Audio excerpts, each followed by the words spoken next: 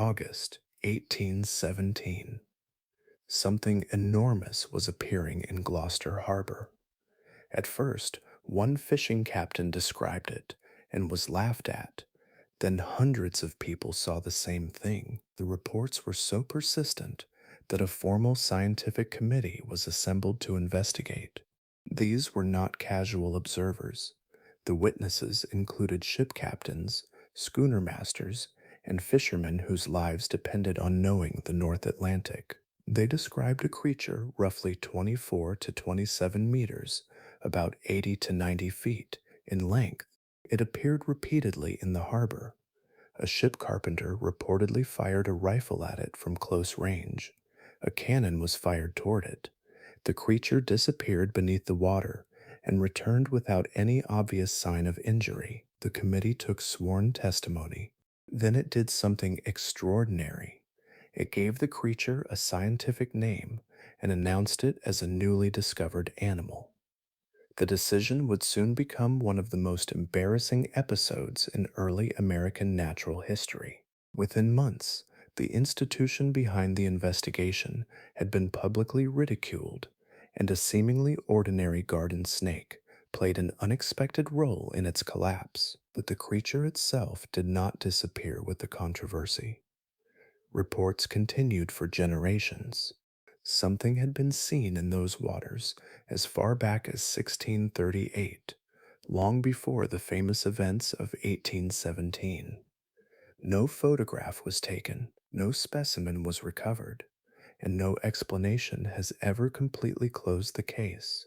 If you're tucked in right now, phone dimmed, letting your brain slow down, this one was made for you. Give it a like, subscribe if you haven't, and let me know in the comments. Where are you watching from, and what time is it there? Get comfortable, and let's return to the harbor where the story first took shape. By the summer of 1817, Gloucester had already spent nearly 2 centuries learning the habits of the sea. Founded in 1623 on Cape Ann, the town had grown around fishing, shipbuilding, trade, and the daily movement of vessels through the harbor. Generations had followed the same currents, watched the same tides, and learned to distinguish the ordinary shapes moving beyond the shoreline. The knowledge carried by Gloucester fishermen was practical rather than academic. A captain needed to recognize a whale before it threatened a vessel, understand the behavior of schooling fish, and read changing water conditions well enough to bring a crew home. Men who spent their working lives offshore became familiar with the creatures of the North Atlantic through repetition. A shape appearing beside a boat was not merely an object in the water. It belonged to a world of species, movements, seasons, and habits that fishermen learned almost as naturally as the weather. Fishing itself followed a seasonal rhythm that tied Gloucester to the surrounding waters. Crews watched when particular species arrived, where shoals gathered, and how weather altered the surface. A successful voyage depended on recognizing patterns that were rarely written down but constantly remembered. This was knowledge accumulated vessel by vessel, generation by generation, through thousands of ordinary encounters with the same sea. Cape Ann also occupied an unusually productive part of that ocean. Beyond the harbor, the continental shelf created shallow areas where currents could concentrate nutrients and support dense populations of fish. The feature later known as Stellwagen Bank lies between Cape Ann and Cape Cod, and its underwater rise helps bring deep, nutrient-rich water toward the surface. In summer, those conditions can support immense schools of Atlantic herring, along with whales, dolphins, sharks, and other predators drawn toward the same abundance. In 1817, however, much of this geography existed without the modern language used to describe it. The seafloor had not been mapped in the detailed way it would be centuries later, and the relationships between currents, nutrients, fish, and larger marine animals were only partly understood. The ocean could be observed closely at the surface while remaining largely mysterious beneath it. That uncertainty extended into natural history itself. Zoology was still a developing science, and classification carried enormous prestige. European institutions, especially those in London and Paris, had established influential systems for naming and organizing the living world. American naturalists were building institutions of their own, hoping to demonstrate that the young republic could contribute original discoveries rather than simply study specimens already described overseas. The Linnean Society of New England reflected that ambition. Founded in 1814, only 3 years before the Gloucester sightings, it was a young scientific organization operating in a period when American scholarship was still seeking international recognition. Its name deliberately connected it to the Linnaean tradition of systematic classification, a tradition built around the careful description and naming of species that placed the harbor and the society in an unusual relationship. Gloucester possessed generations of accumulated knowledge about living waters, while Boston's naturalists possessed a growing institutional desire to turn observations into scientific knowledge. One side knew the ocean through work and experience. The other approached it through classification, testimony, specimens, and published reports. Between them lay the North Atlantic, still only partly understood. Its surface could be crossed by familiar fishing boats, yet the biological world beneath those boats extended into depths and habitats that science had barely begun to investigate. In 1817, the boundary between the known and the unknown was not far away. It was present beneath every hull leaving Cape Ann. August 6, 1817, began with an observation that seemed too strange to belong to an ordinary morning in Gloucester Harbor. Two women watching from shore reported a large serpentine form moving into the harbor from the north. Their account carried little authority at first. Strange things were easily enlarged by distance, especially when described by people standing apart from the working boats. Yet fishermen on the water reported seeing the same form that day. Their observations did not immediately strengthen the story. Instead, they were folded into the familiar suspicion reserved for an exaggerated sailor's tale. When a fishing captain later carried his account into Lippel's auction room, the men gathered there laughed at him. The laughter did not last long. Within 48 hours, the creature appeared again, this time close enough for more observers to follow its movements in daylight. The conditions were favorable for observation, with the surface settled enough to reveal shapes beneath it and the surrounding air clear enough for people along the shore to watch without relying entirely on imagination. What began to attract attention was not simply the creature's size. Its behavior seemed to follow a pattern. It moved near the surface where schools of herring gathered, passing through the fish as though searching for food. Rather than crossing the harbor in a straight line, it described broad arcs through the water, curving back upon itself and remaining within sight for extended periods. Those movements gave the growing number of observers something unusual to compare. A whale could roll, breach, or expose a back before disappearing. A group of porpoises could produce repeated shapes along the surface.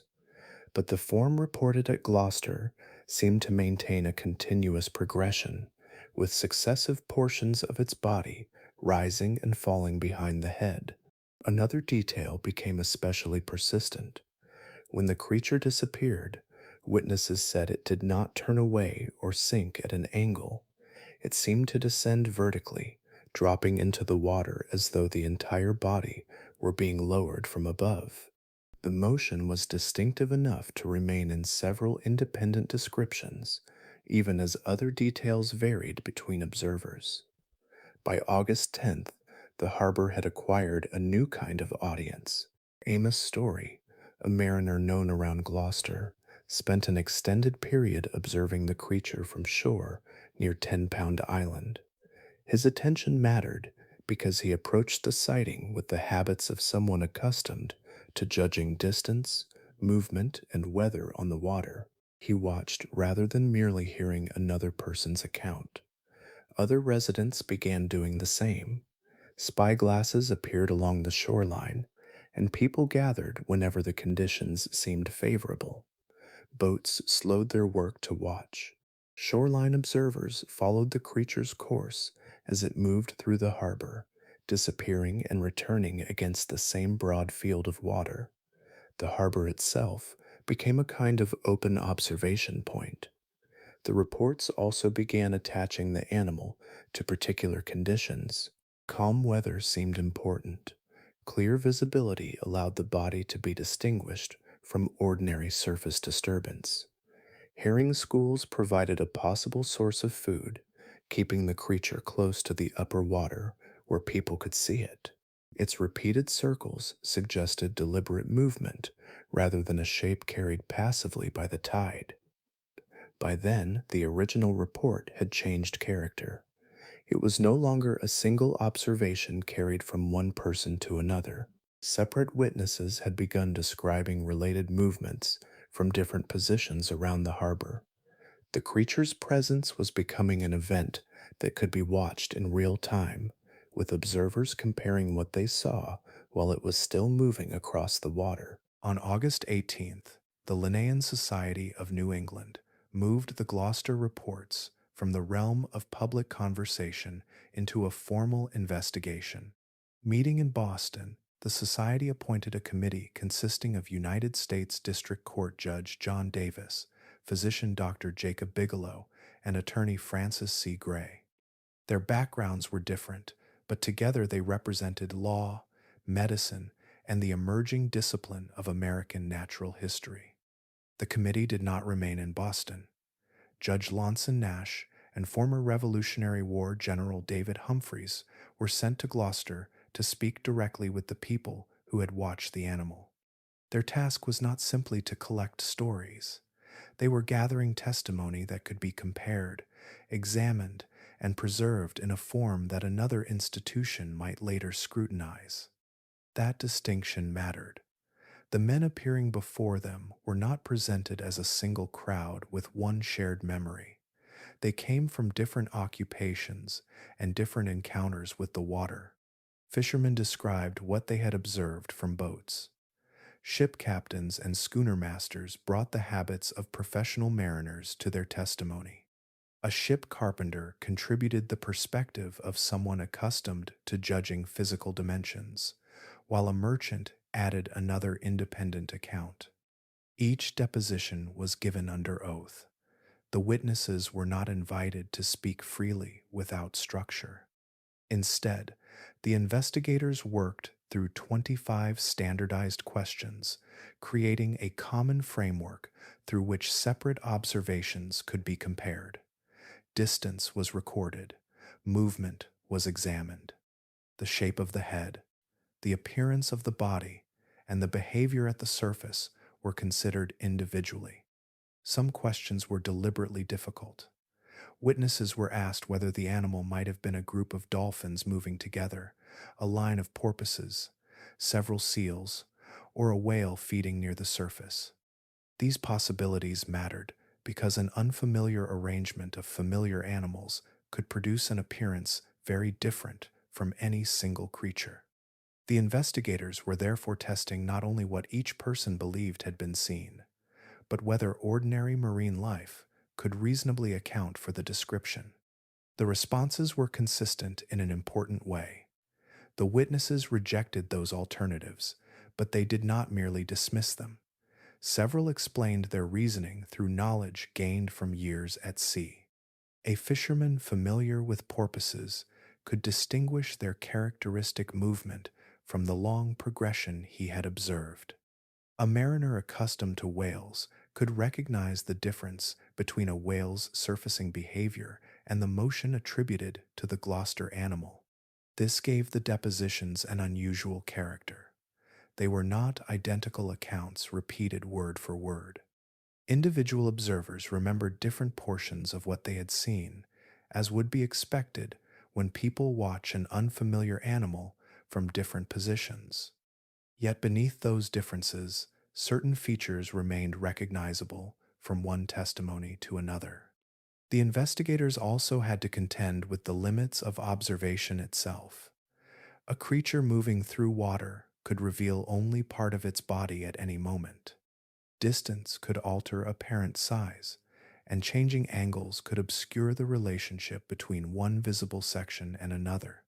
By asking the same questions of multiple witnesses, the committee created a way to separate personal interpretation from details that appeared repeatedly. The resulting testimony, therefore, became something more substantial than a collection of Gloucester anecdotes. It formed a record, assembled under legal oath, shaped by standardized inquiry, and grounded in the observations of people whose working lives had been spent reading the sea, with unusual care and precision. What survived the depositions was not a single perfect portrait, but a collection of details that appeared often enough to form a recognizable shape. The creature was described as extraordinarily long, somewhere between 24 and 27 meters, about 80 to 90 feet, with a body thick enough to resemble a half barrel. Its upper surface was generally reported as dark brown or black, while the underside appeared lighter against the surrounding water. The most unusual feature was the apparent construction of the body itself. Witnesses did not describe one smooth, continuous back. Instead, they saw a succession of raised portions, giving the animal the appearance of something assembled from connected sections. Some compared these visible forms to kegs or floating buoys arranged in a line, while others spoke of joints extending from the head toward the tail. Solomon Allen III, a ship captain who encountered the creature on several consecutive days, offered one of the more precise descriptions. His estimate placed the animal between 24 and 27 meters, about 80 to 90 feet, long, with a thickness comparable to a half barrel. He also emphasized the apparent joints running along its length. The value of his account lies less in the exact measurements than in the way he tried to translate an unfamiliar shape into the practical language of a mariner. The head presented another combination of familiar and unfamiliar features. Several observers compared its size to that of a horse, while its outline reminded them of a rattlesnake. It appeared broader toward the rear and narrowed toward the snout, creating a tapered profile that seemed distinctly different from the rounded heads of the whales and other large marine animals familiar to Gloucester fishermen. Then there was the movement. Instead of progressing with the side-to-side propulsion characteristic of most fish, the creature was repeatedly described as moving through vertical undulations. Its body appeared to rise and fall in a sequence of waves, with one section lifting as another descended. Seen from shore, this could create a flowing line of humps advancing across the surface. Seen from a boat, it could make the relationship between the visible sections and the unseen body especially difficult to judge. Speed estimates added another dimension. Several witnesses believed the animal could cover a mile in only a few minutes, placing their estimates around 32 to 48 kilometers per hour, about 20 to 30 miles per hour. Such figures must be treated cautiously, because judging speed across open water without fixed measuring points is difficult. Even so, the witnesses consistently perceived the creature as capable of moving rapidly when it chose to do so. A smaller detail appeared in several accounts as well. Some observers noticed what looked like a horn, spike, or stinger projecting from the front of the head. The feature was not described identically by everyone, but its recurrence made it difficult to dismiss as a completely isolated impression. Against the dark surface of the animal, a narrow projection could have been especially conspicuous when the head rose above the water. The number of visible humps varied considerably. Different witnesses counted anywhere from 13 to 50 along the apparent length of the body. Such a wide range does not necessarily mean that the witnesses were describing entirely different animals. Only portions of the body were visible at any given moment, and changing distance, angle, waves, and submergence could alter how many sections appeared above the surface. Taken together, these observations produced an animal that was difficult to reduce to one familiar form. Its dimensions, coloration, head shape, segmented appearance, unusual motion, speed, and intermittent projections were recorded separately, yet repeatedly enough to become the defining features of the Gloucester descriptions. A small boat gave Matthew Gaffney a perspective that most observers along the Gloucester shoreline never had. On August 14th, 1817, the ship carpenter was close enough to the reported animal to judge its proportions against his own position on the water. The distance was approximately 9 meters, about 30 feet, when Gaffney raised his rifle and fired. By his account, the shot appeared to strike. What followed was not a frantic retreat. The animal descended almost at once, moving directly downward rather than turning away. Gaffney described the disappearance as a straight vertical dive, without the twisting motion or lateral roll commonly associated with a whale or a large fish changing direction near the surface. For a witness standing on land, the disappearance might have ended the observation. From Gaffney's boat, the interval became part of the encounter itself. After roughly 2 minutes, the animal surfaced again at a distance of about 91 meters, approximately 100 yards, from where it had first gone beneath the water. It emerged in much the same posture, and Gaffney saw no obvious sign of injury. His testimony was unusually useful because he could describe the encounter spatially as well as visually. The head, he said, appeared about as large as a 4-gallon keg, a comparison that translated an unfamiliar form into an object whose dimensions a working man could readily understand. The body appeared as broad as a barrel, while the portion visible above the surface measured at least 12 meters, about 40 feet. The wording left open the possibility that much more of the animal remained submerged. Gaffney's position also gave him an opportunity to observe the relationship between the head and the body. Rather than seeing a distant chain of separate shapes, he perceived a continuous structure moving through the water at close range. The surface concealed much of its length, so even this unusually favorable view provided only a partial portrait. That limitation is important because Gaffney was not claiming to have seen the entire animal at once. His estimate described only the portion exposed, while the rest remained below the surface. His encounter did not occur in isolation. Around the same time, people gathered along the shore near Gloucester were watching the animal from land. Among them was the local justice of the peace, accompanied by roughly 20 to 30 other observers. Their positions differed from Gaffney's, placing the creature within a wider field of observation.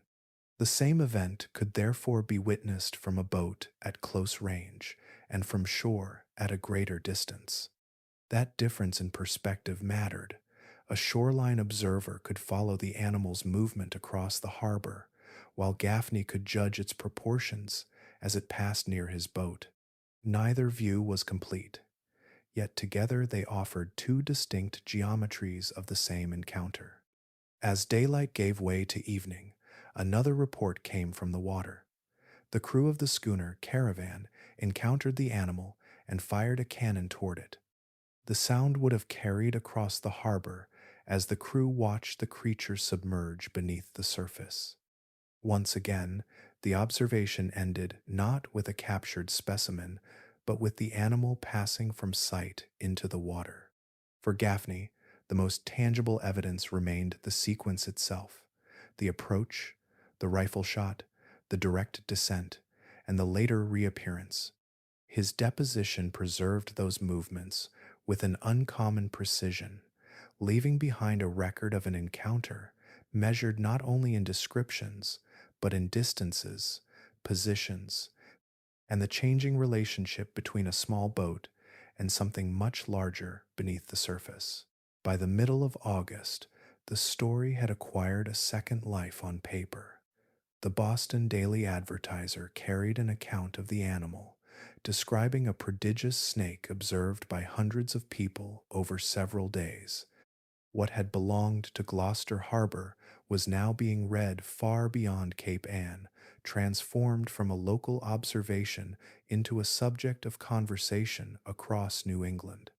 Newspapers in New York and Philadelphia soon repeated the reports, and European papers began carrying the story within weeks. Each new printing extended the creature's range without moving it an inch. Its physical presence remained confined to the waters around Cape Ann, yet descriptions of it crossed distances that the animal itself never could have traveled. Gloucester felt that attention directly. Visitors began arriving from neighboring towns and farther away, gathering along the shore with spyglasses and waiting for the conditions that seemed most favorable. Fishing boats found another source of income, carrying paying passengers into the harbor so they could watch from the water. The creature had become part of the seasonal rhythm, not through any official decision, but because people were willing to rearrange an afternoon around the possibility of seeing it. The meaning attached to those appearances varied with the person observing them. Some residents connected the animal with approaching storms, reading its presence as a sign within the older language of weather and the sea. Others associated a sighting with the promise of abundant fishing. Parents warned children away from swimming areas where the creature had been observed, adding a practical caution to the growing collection of local beliefs. Businesses along the waterfront recognized the attraction almost immediately. Visitors needed places to eat, rest, and wait for favorable weather. Boats could charge for excursions. The harbor became a destination as much as a workplace, and Gloucester's name began circulating nationally for something other than the productivity of its fishing fleet. The publicity also changed the way older memories were treated, giving private recollections a reason to enter the public record. Sailors and captains along the New England coast began bringing forward encounters they had once left unrecorded. Letters, diaries, and newspaper correspondence gathered reports from people who remembered seeing unusual forms in coastal waters years before the Gloucester events. Some accounts were vague, while others contained enough detail to resemble the descriptions appearing in print, allowing readers to compare distant encounters through the same growing vocabulary. This process created a widening historical record. A sighting no longer had to disappear when the animal slipped beneath the surface, because a printed account could preserve it beyond the moment itself. Once written down and published, it could be read by another mariner hundreds of miles away, compared with an older memory, and added to a growing collection of encounters. Meanwhile, the creature continued to appear through the latter part of August and into September. Its appearances were frequent enough that residents began associating them with particular conditions. Calm weather seemed favorable, while rougher water made observation more difficult. People learned to watch the sky, the harbor surface, and the places where fish gathered, turning the search into a familiar local practice. For a town accustomed to measuring its days by tides, catches, departures, and returns, the Serpent introduced another kind of schedule. Its appearances could not be commanded, but they could be anticipated. The harbor remained a working place, yet attention now moved across it whenever the water settled and the possibility of another sighting became part of the day's ordinary expectations. The story was becoming larger than any single witness, carried by ink, memory, commerce, and repeated observation. The committee report gave the Gloucester sightings a form that could travel beyond the people who had witnessed them. Its full title was Report of a Committee of the Linnaean Society of New England relative to a large marine animal, supposed to be a serpent, seen near Cape Ann, Massachusetts, in August 1817.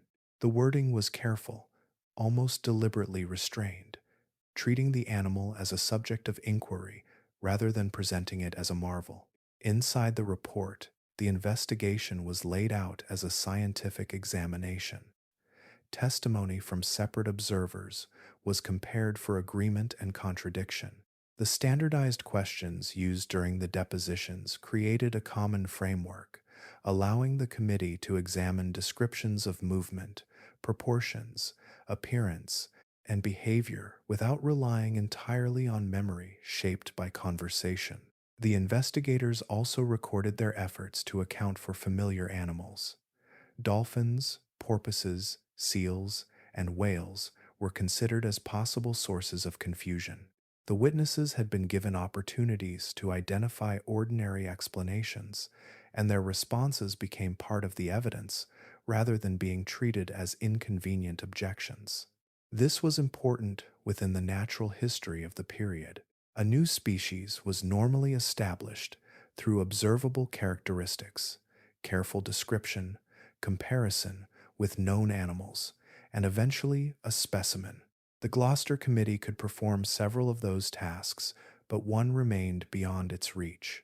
The animal could be described repeatedly, yet it could not be placed on a table, measured with instruments, or examined after death. Even so, the committee reached a remarkably confident conclusion. The evidence persuaded its members that a real marine animal had been observed and that the animal represented something not yet recognized by science.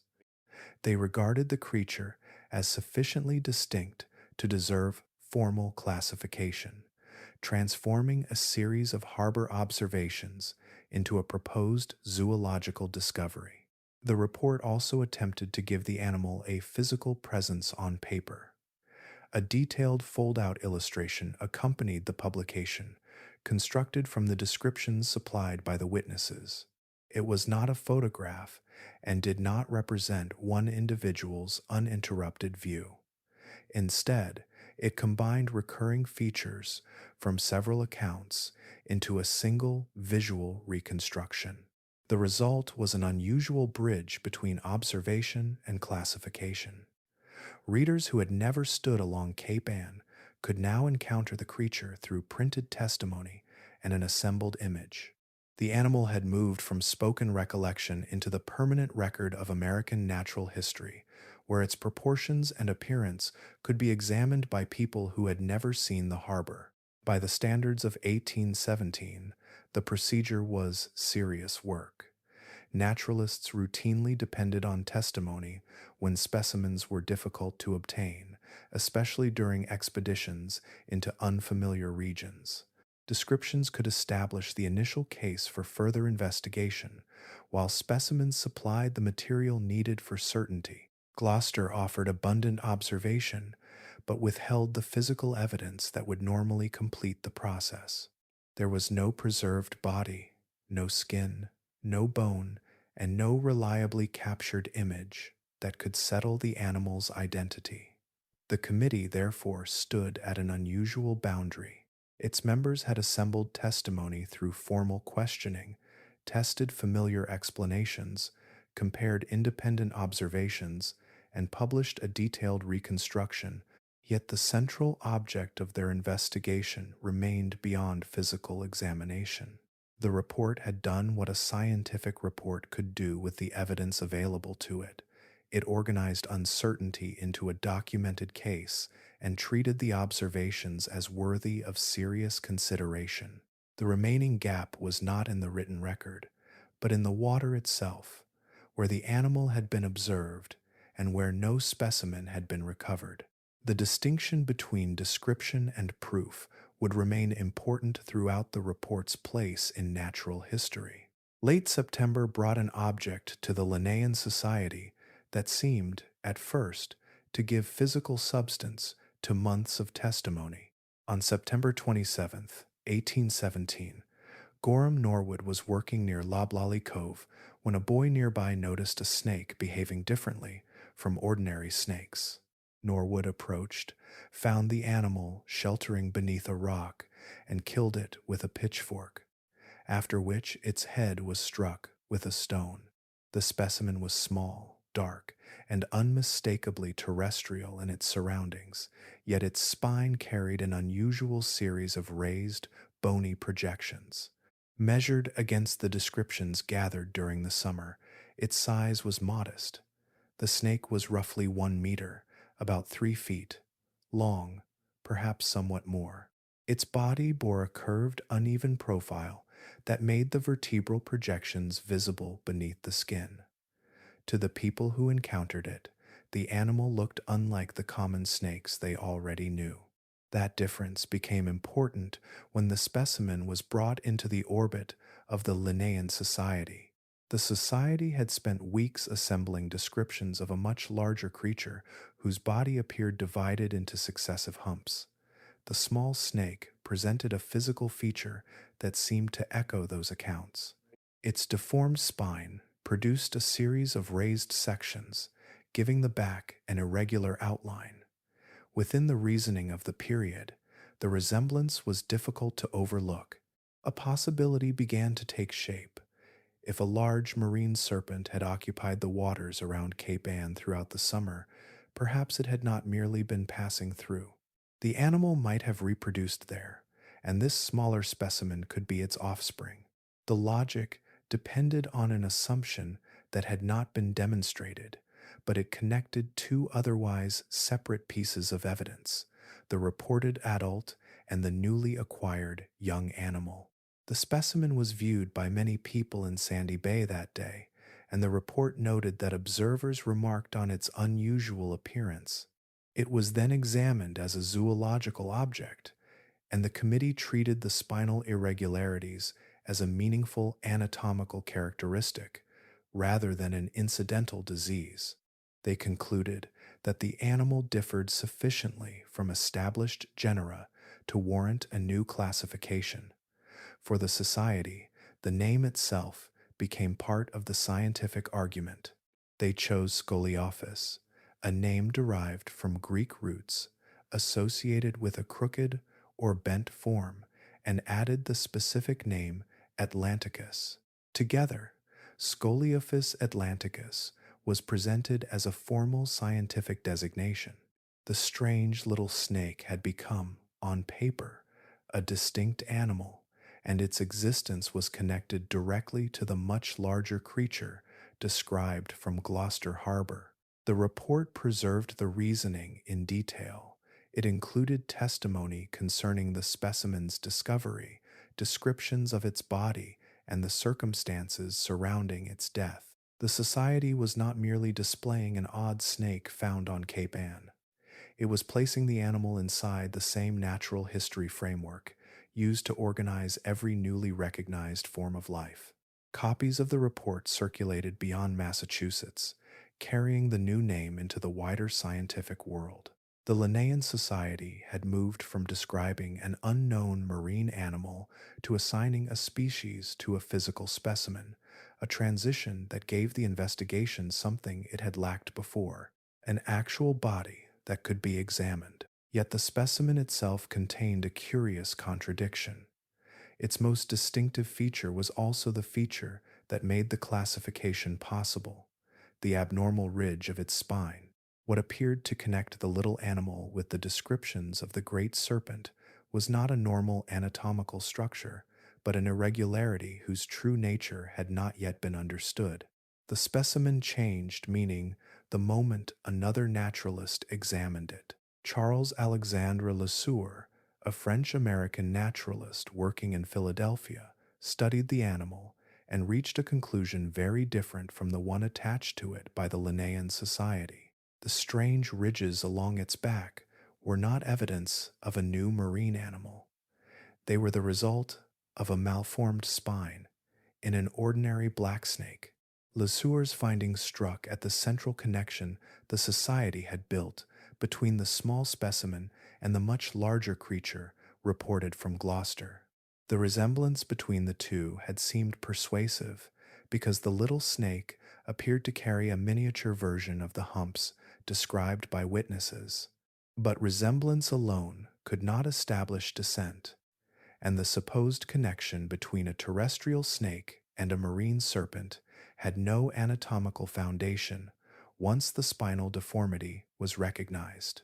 The distinction was simple in retrospect.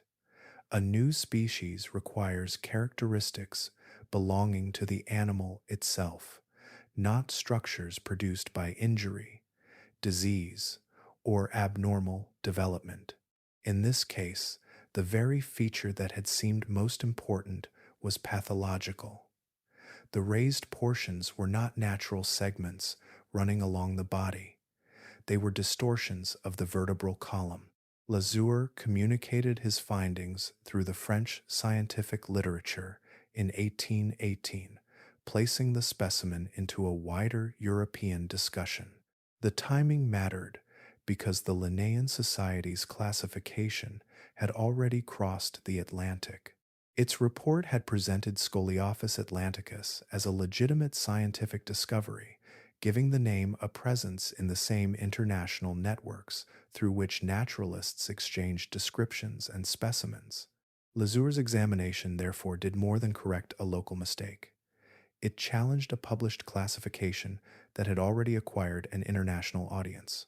The reaction became part of the story as well.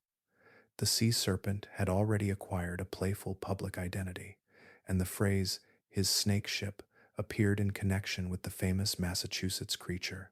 The episode offered an easy target for those inclined to regard American natural history as overly ambitious, particularly because the society had attempted to transform an elusive marine animal into a zoological discovery without possessing the animal itself. Yet, the embarrassment should be separated from the actual investigation.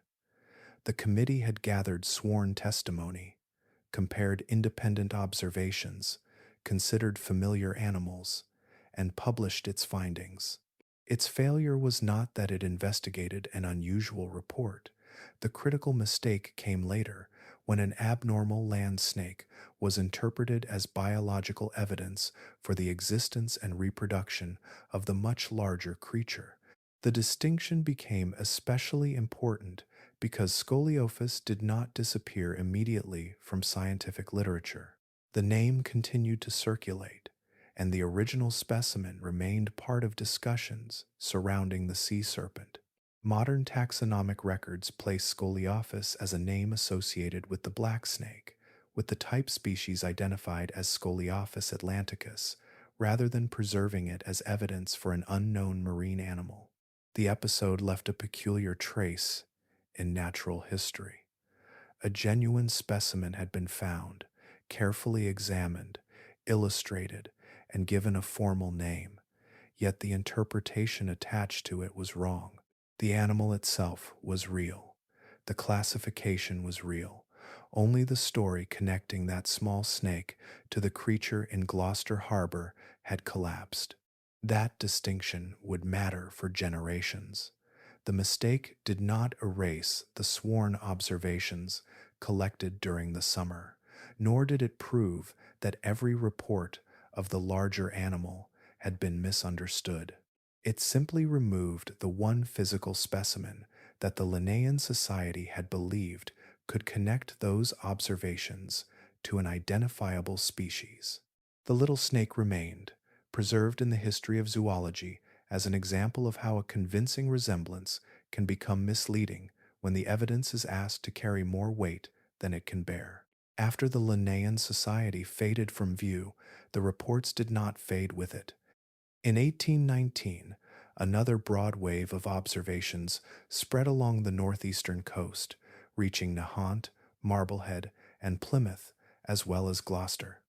The witnesses came from the same coastal world that had supplied the earlier accounts, including ship captains, lighthouse keepers, fishermen, and residents who happened to be near the water when an unusual form appeared.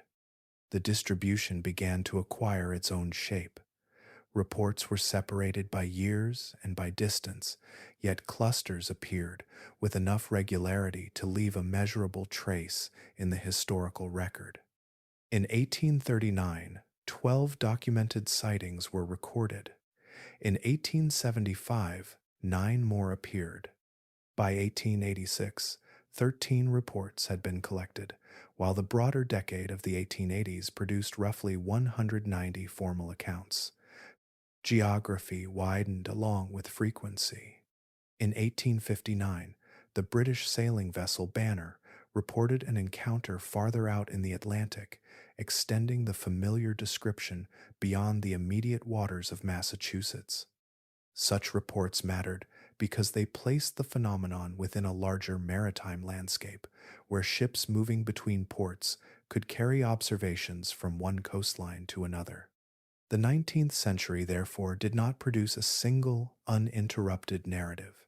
It produced fragments, scattered across newspapers, correspondence, ship records, and personal recollections. Some accounts were detailed, others brief. Their value varied, but the repeated appearance of similar descriptions kept the subject from disappearing completely. As the 20th century began, formal reports became less frequent. The change did not mean that every observation ceased. Sightings continued into the early decades, though they rarely received the sustained institutional attention that had surrounded Gloucester in 1817. The creature had become part of a historical category that could be mentioned without necessarily being investigated. In 1962, a formally documented encounter was recorded off Marshfield, Massachusetts. It remains the last major report generally included in the historical sequence of sightings. By then, marine biology had changed enormously. Modern zoology had catalogued thousands of species unknown to the naturalists of the early 19th century, while photography, oceanographic instruments, and improved vessels had transformed observation at sea. Even after that final documented encounter, Cape Ann produced another cluster in 1997. Local reports described several observations as credible and unexplained, yet the accounts attracted little sustained attention from the national scientific community. The distance between local memory and formal science had become part of the legacy of the earlier controversy. Seen across centuries, the record becomes less like a single event and more like a long series of appearances separated by stretches of absence. The earliest written account dates to 1638. The strongest concentration came in the 19th century when repeated reports accumulated along the New England coast. The last formally documented encounter arrived more than 3 centuries after the first written record. Hundreds of people contributed to that record in different ways. Some watched from shore, some from working vessels, and some from positions where the animal passed close enough to leave a particularly detailed impression. Their accounts were never transformed into a specimen, and their observations were never gathered into one continuous modern survey. Yet they remain distributed through the historical record, recurring across generations whenever someone looked toward the water and reported something that did not fit comfortably into the familiar catalog of Atlantic life. What makes the chronology unusual is the persistence of the same basic problem. Each generation inherited an older description, encountered its own reports, and then passed the unresolved account onward. The names of witnesses changed, the vessels changed, and scientific knowledge expanded, but the central absence remained. No physical specimen ever anchored the sightings to a recognized animal. Long before the harbor became associated with committees, depositions, and printed reports, another account had already entered the written history of these waters. On June 26, 1638, English traveler and naturalist John Josselyn recorded a story received from settlers along the Massachusetts North Shore, placing a strange encounter near Cape Ann more than a century before the United States existed. According to Jocelyn, a creature resembling a sea serpent or enormous snake had been seen coiled upon a rock, its body arranged like a heavy cable resting above the water. A boat carrying two Englishmen and two Native Americans passed nearby. The Englishmen considered firing upon the animal, but the Native Americans warned them against doing so unless they could kill it outright. Otherwise, they believed everyone in the boat would be placed in danger. That small detail gives the account an unusual depth. Jocelyn was not describing an observation he had personally witnessed, and the story had already passed through several people before reaching his written record. Yet the warning attributed to the Native Americans suggests familiarity rather than simple surprise. The animal was presented as something whose behavior was already understood well enough to inspire a specific caution. Whatever the original observation represented, the knowledge surrounding it appears to have existed before Jocelyn placed it on the page. 3 years later, in 1641, another account emerged from Lynn, Massachusetts. Obadiah Turner recorded an encounter involving a similar marine creature, providing a second early reference from the same broad coastal region. The importance of such an account lies partly in its independence. It was not simply another retelling of Jocelyn's narrative, but a separate record appearing only a few years later. These early reports belong to a world very different from the Gloucester of 1817. New England was still in the earliest generations of English settlement. Coastal communities depended intimately upon fishing, transportation, and seasonal knowledge of the sea, while enormous stretches of the Atlantic remained poorly documented by European naturalists. Maps were incomplete, marine animals were often identified from limited descriptions, and much of the living world beneath the surface remained beyond direct observation. The written trail, therefore, begins earlier than the famous Gloucester episode by nearly 2 centuries. Jocelyn's account is generally regarded as the earliest written record of a sea serpent sighting in North American waters, placing the tradition within the first decades of European settlement rather than within the later culture of the young American Republic. There is an even older layer beneath the written record. Long before an English naturalist copied a story into a book, Native American communities around Cape Ann possessed their own traditions concerning unusual creatures associated with the sea. Oral traditions are difficult to date with the same precision as printed documents because they survive through memory, storytelling, and generations of transmission rather than fixed publication dates. Yet their existence changes the shape of the historical question. The story was therefore not born on a printed page in 1817. That page merely became one point in a much older chain of coastal memory. By the time Jocelyn recorded the Cape Ann account, the sea already carried stories that had crossed cultural boundaries and survived without formal scientific classification. The earliest written evidence does not establish what those witnesses saw. It does something more modest and perhaps more valuable. It places the mystery on the coastline generations before the Linnaean society ever existed, before American zoology had taken shape, and before anyone had reason to connect a strange animal with a scientific controversy. For more than 2 centuries, the Gloucester reports have resisted a simple name. The difficulty is not that naturalists lacked imagination. It is that the witnesses supplied several traits that must belong to the same animal at the same time, creating a set of constraints that few known creatures can satisfy. The reported animal was estimated at roughly 24 to 27 meters, about 80 to 90 feet, from head to tail. It was said to remain in the harbor repeatedly over a period of weeks, giving observers opportunities to see it from close range as well as from farther away. Some accounts placed witnesses only about 9 meters, about 30 feet, from the animal, while others described observations from nearly 400 meters, about a quarter mile. Across those distances, certain characteristics remained recognizable. The body appeared elongated and segmented, its movement rose and fell in vertical waves, and the creature was said to descend directly beneath the surface rather than rolling sideways like a whale. That combination has produced a remarkably varied candidate list. The narwhal offers a familiar marine body and a conspicuous forward projection that could loosely resemble the reported horn.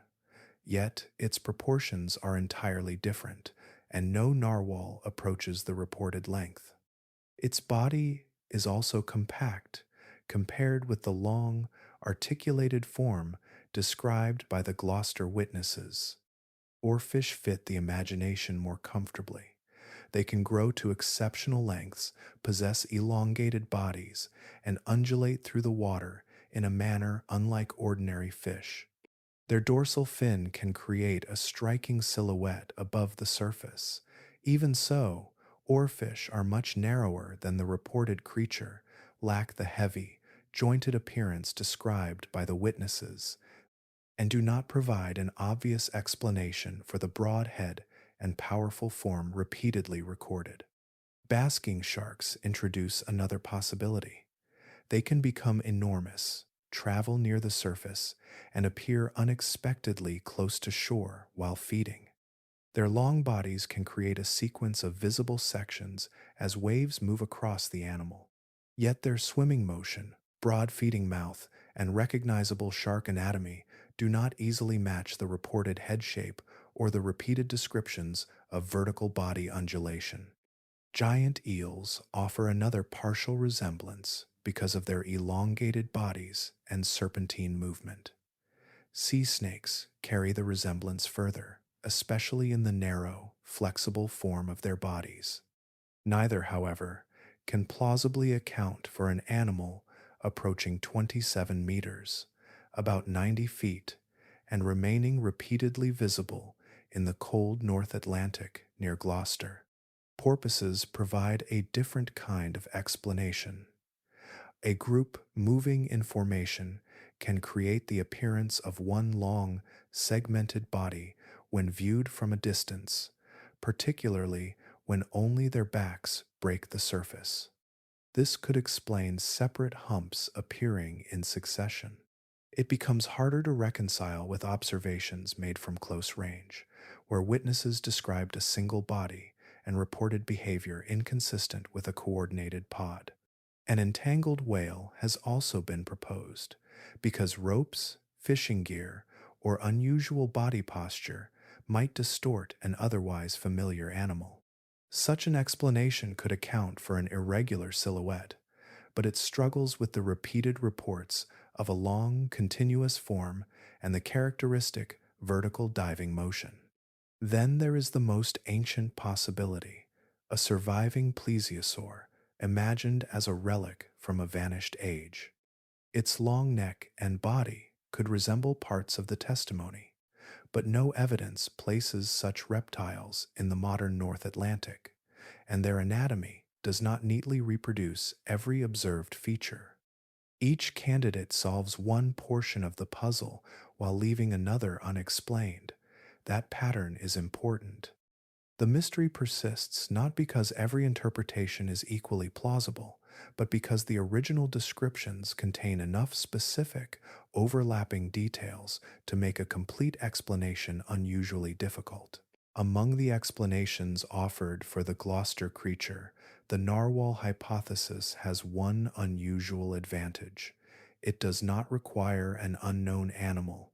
It begins with a species already known to natural history, then asks whether a familiar Arctic whale could have appeared in an unfamiliar setting and produced an extraordinary silhouette. The idea was developed in detail by investigator Joe Nickell in a 2019 analysis published in Skeptical Inquirer. His proposal was that the observers had not encountered one enormous serpent at all, but a pod of narwhals moving together near the surface. Narwhals are social animals, and groups commonly contain several individuals, sometimes reaching 20 animals. When they surface in coordination, their rounded backs can appear as a repeating sequence of dark forms separated by narrow stretches of water. Seen from shore, that rhythm could create something remarkably close to the reported chain of humps. Each whale would briefly reveal only part of its body, while the spaces between animals could disappear beneath ripples and reflections. From a greater distance, individual boundaries would become harder to distinguish. The result could resemble one long creature advancing through the harbor in a measured series of rises and falls. The narwhal tusk provides another striking correspondence. An adult male can carry a tusk approaching 3 meters, about 10 feet, projecting from the front of its head. Witnesses repeatedly mentioned a horn or stinger-like feature, and the presence of such a projection gives the narwhal explanation a detail that many other candidates cannot easily reproduce. Even the unusual diving behavior fits better than it might seem. Narwhals are capable of descending beneath the surface without the broad lateral rolling associated with a whale turning or beginning a conventional dive. A group disappearing in near synchrony could therefore produce the impression described by Gloucester observers, with the visible forms dropping downward rather than sweeping sideways. Their coloration also offers a partial match. Narwhals are generally mottled gray and white, with patterns that can appear darker along the upper body and lighter beneath. At a distance, especially under changing illumination, those tones could compress into the dark upper surface and paler underside described in the depositions. Yet the hypothesis encounters its central difficulty when the supposed animal is measured rather than imagined. A narwhal reaches only about 5.5 meters, about 18 feet, in length. Even a large pod would therefore consist of many separate whales rather than one body approaching 24 to 27 meters, about 80 to 90 feet. For the explanation to work completely, observers would have needed to merge those individuals perceptually into a continuous animal. 20 whales would have to maintain an arrangement close enough to preserve the appearance of one long body, while their breathing, swimming, and surfacing remained coordinated. That is possible as a visual impression under certain conditions, but it asks a great deal of the original observations, especially those made from close range. The narwhal proposal is therefore strongest where the reports describe repeated humps, a projecting horn, coloration, and unusual diving. It becomes weaker at the precise point where the witnesses insisted upon continuity. The same animal that explains several details beautifully must also explain why experienced observers, watching from different positions, repeatedly interpreted many moving forms as one enormous creature.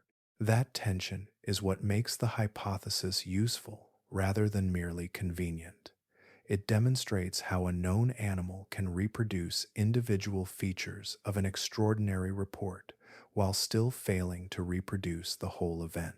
In this case, the narwhal can account for several visual clues, yet the reported scale and continuity remain the hardest pieces to reconcile. One of the most graceful candidates in the long history of sea serpent theories is the oarfish, a deep water fish whose body seems almost designed to become a legend when glimpsed briefly at the surface. The oarfish, Regalecus glesnae, is the longest known bony fish. Its body is narrow and ribbon-like, covered in shimmering silver skin, while a striking red crest runs along its back. Seen through reflected sunlight, portions of that body could readily appear as something unfamiliar moving through the sea. The largest reliably measured oarfish have reached about 11 meters, about 36 feet. although older reports have suggested individuals approaching 15 meters, about 50 feet. Even at those greater lengths, the animal remains far shorter than the creature described around Gloucester. Yet length alone is not what makes the oarfish an enduring candidate. Its form can change dramatically depending on how much of the body remains visible. A long section rising and falling through the surface could produce a sequence of apparent humps, while the flexible body could create an undulating outline unlike the compact shapes of ordinary whales. Oarfish are normally inhabitants of deep water, where they spend most of their lives beyond ordinary human observation. They occasionally appear near the surface, however, and stranded individuals have been documented after becoming injured, disoriented, or otherwise compromised. Such rare appearances have contributed to their reputation as creatures that seem almost misplaced when encountered by people along the coast. A specimen that surfaced unexpectedly in the 19th century could easily have become the basis for a remarkable account. Their appearance also offers a partial connection to descriptions of unusual skin. Silver scales can catch daylight in shifting patterns, making the animal appear brighter along one section and darker along another as it changes position.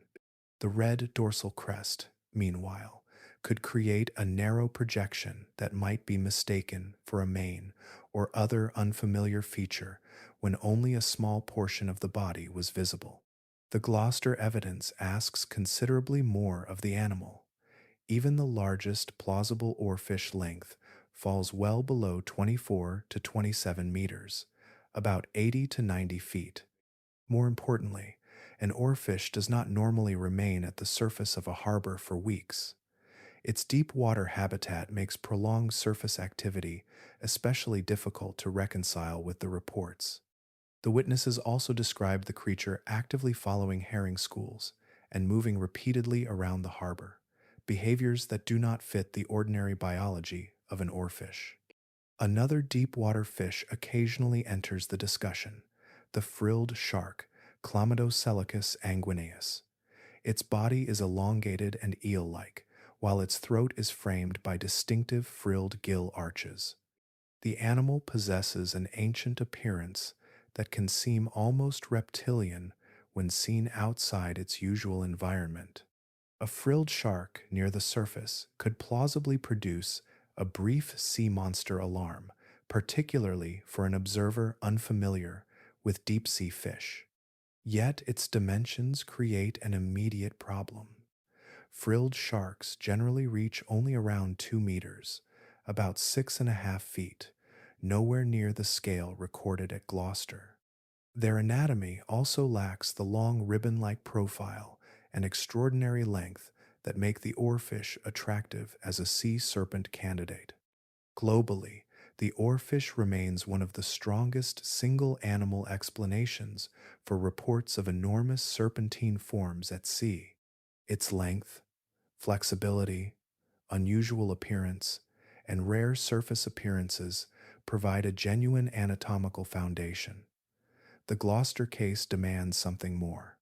It requires not merely an animal that can resemble a serpent, but one capable of matching the reported scale, persistence, feeding behavior, and repeated movements within a busy coastal harbor.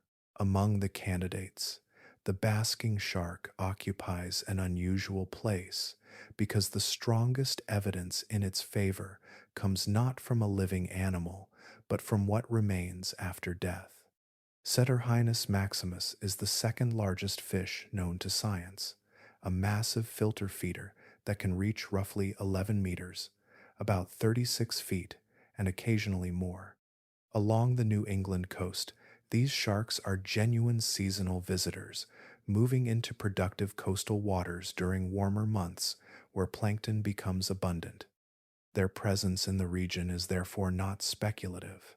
It places a very large marine animal within the same broad waters where generations of sea serpent reports accumulated.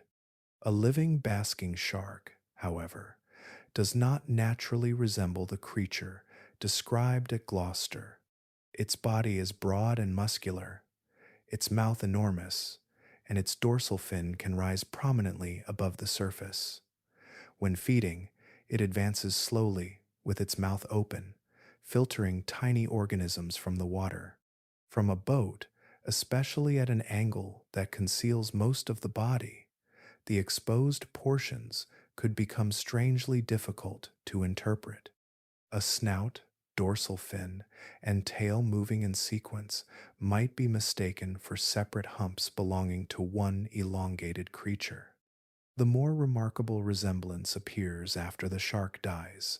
Its enormous gill apparatus is relatively delicate compared with the rest of its body and can detach as decomposition progresses. The dorsal structures may deteriorate as well, leaving the heavier internal framework and remaining tissue exposed in a form that bears little resemblance to the living animal. A decomposing basking shark can therefore produce a long, tapered silhouette with a narrowed front and projecting structures that recall the traditional outline of a sea serpent. The famous Stronsay beast illustrates how powerful that transformation can be. In 1808, a large carcass washed ashore on the Scottish island of Stronsay and was initially treated by some naturalists as possible evidence for a great sea serpent. Later anatomical examination led the surgeon and anatomist Everard Home to identify it as a decomposing basking shark. The episode became one of the classic examples of how marine remains could acquire an entirely different identity after decomposition. For Gloucester, the hypothesis has one important advantage that several others lack. Basking sharks genuinely occur along the New England coast, sometimes close to the surface, and their size is sufficient to explain why an unfamiliar animal might dominate the attention of people nearby. They are also migratory, following concentrations of plankton through seasonal waters. Their biology places them within the correct general environment, rather than requiring an animal far outside its known range. Yet, the central difficulty remains movement. A carcass cannot swim, change position, follow a vessel, or disappear beneath the surface.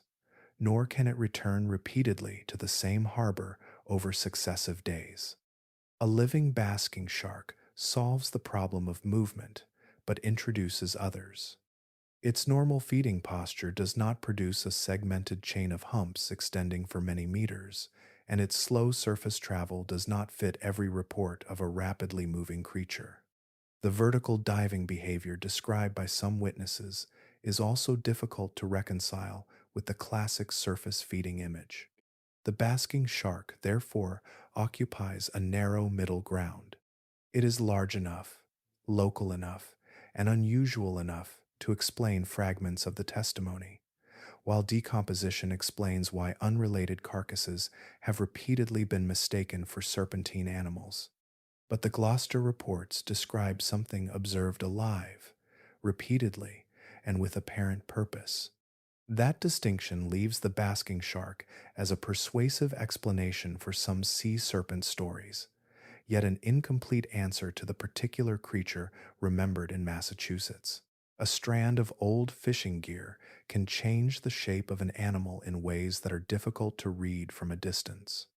That possibility lies at the heart of one of the more unusual explanations for the Gloucester creature, proposed in 2012. The idea is simple enough.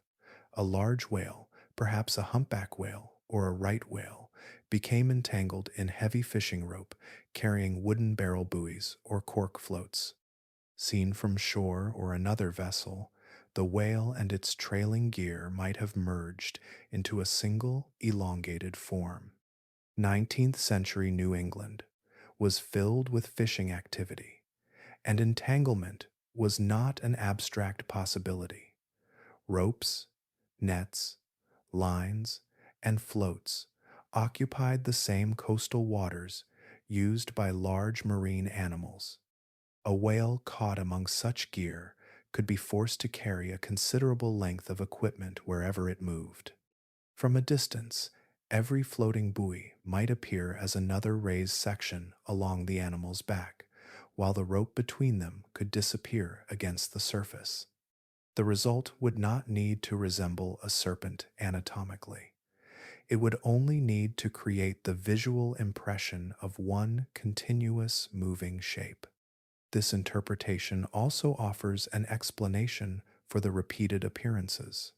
An animal burdened by fishing gear might remain within a restricted area because its movements were constrained by the weight and resistance of the entanglement.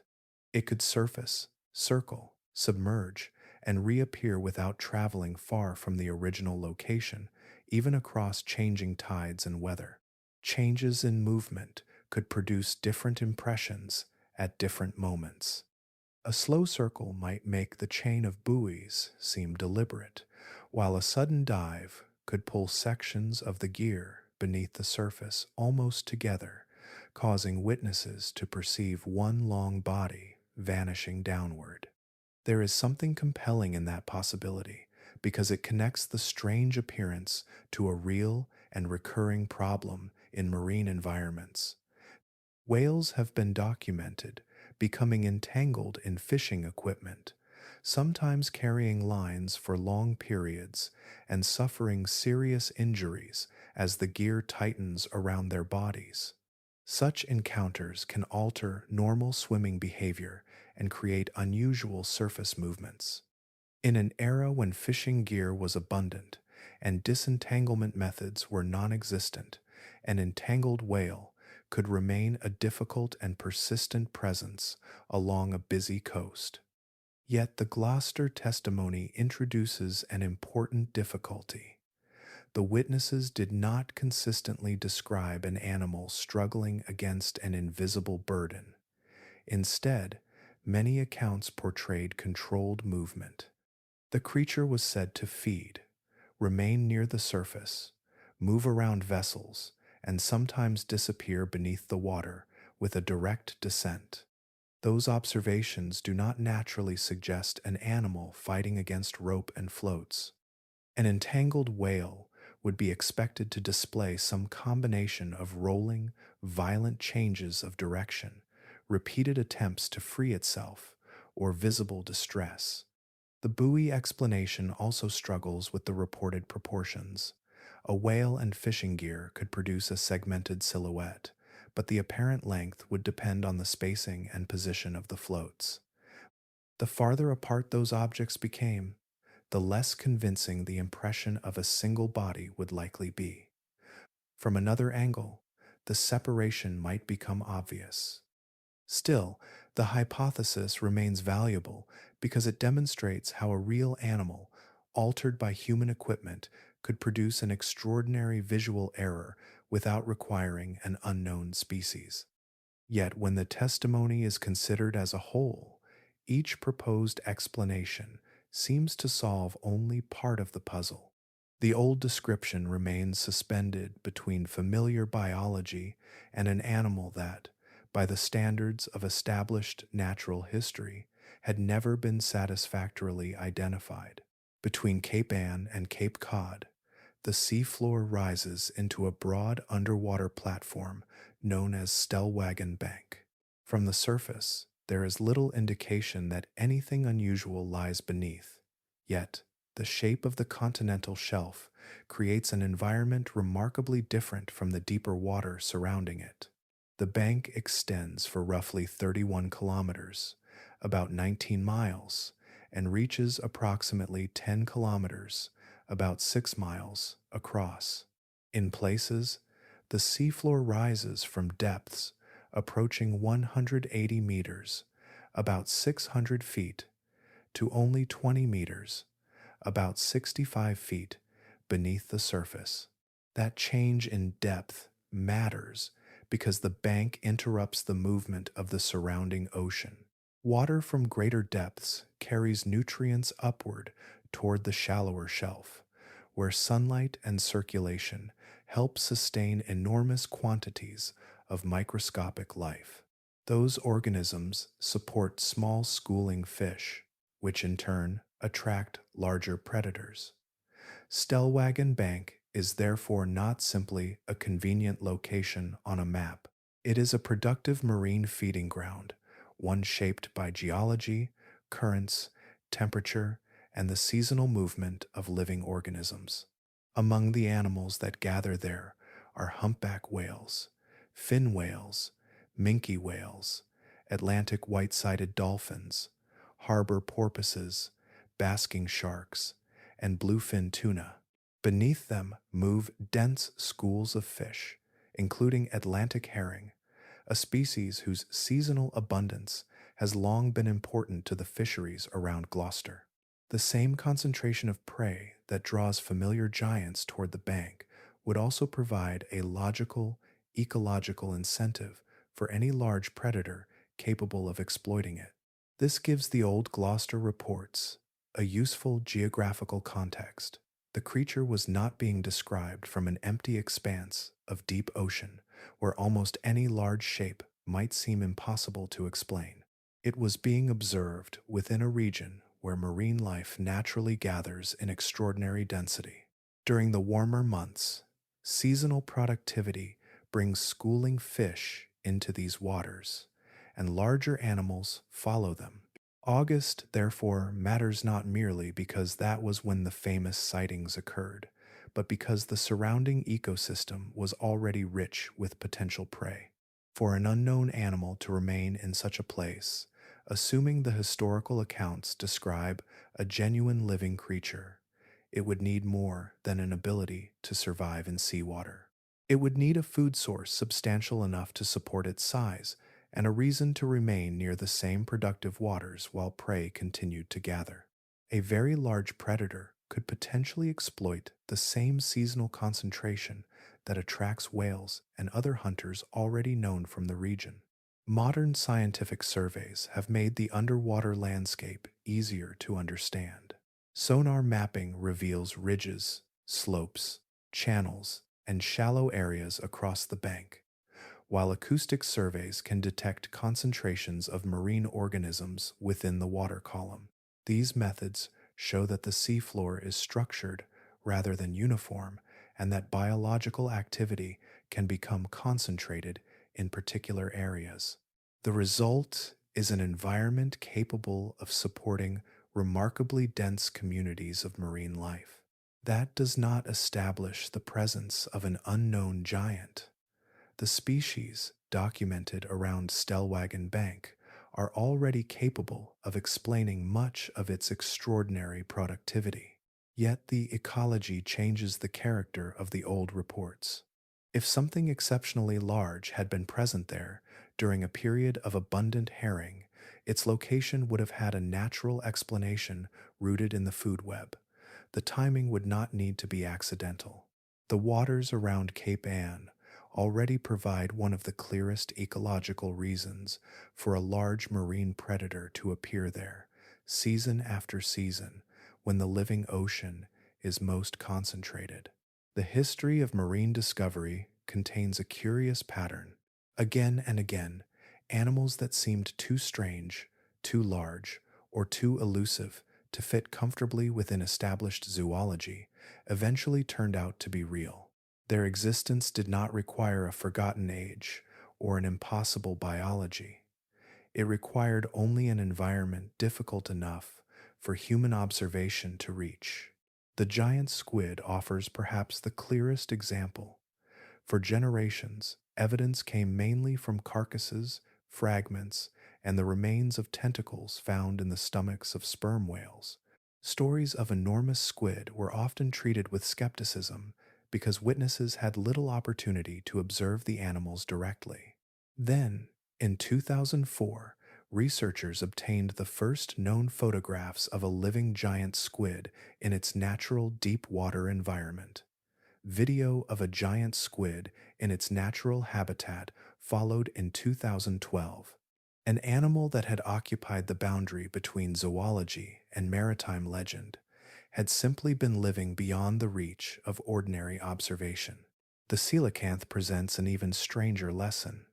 Scientists believed this lineage had disappeared roughly 65 million years ago, leaving only fossils behind. Then, in 1938, a living specimen was caught off the coast of South Africa.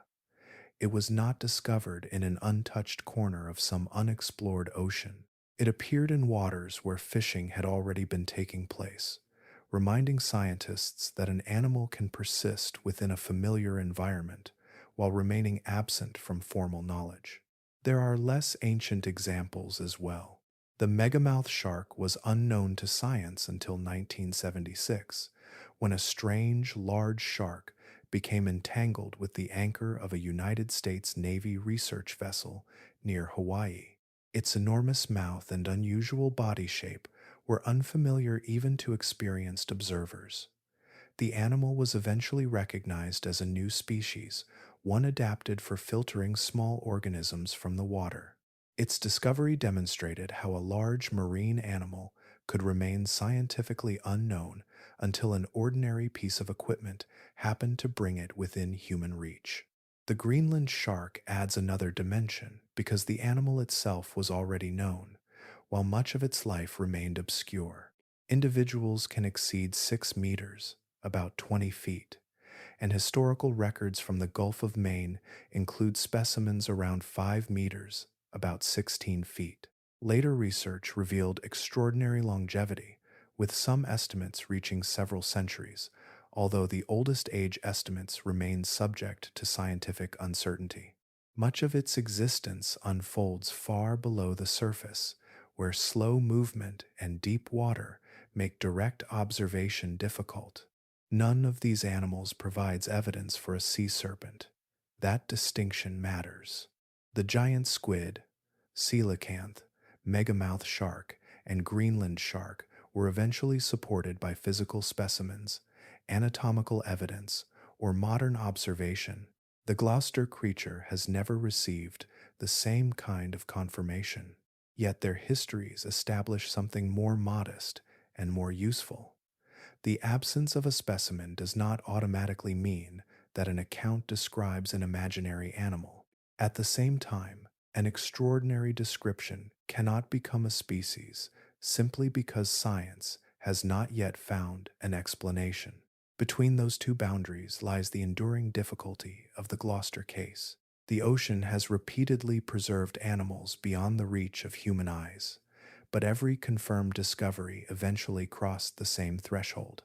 Something tangible remained. For the sea serpent, that final piece has never arrived. What remains is an unusually persistent record of observations preserved across generations, describing something that science still cannot place securely within the known animal world. The strength of the Gloucester testimony lies partly in what the witnesses already knew. These were men whose working lives unfolded around tides, weather, fishing grounds, and the animals that regularly appeared beside their vessels. Familiarity with the sea changes the meaning of an unidentified shape.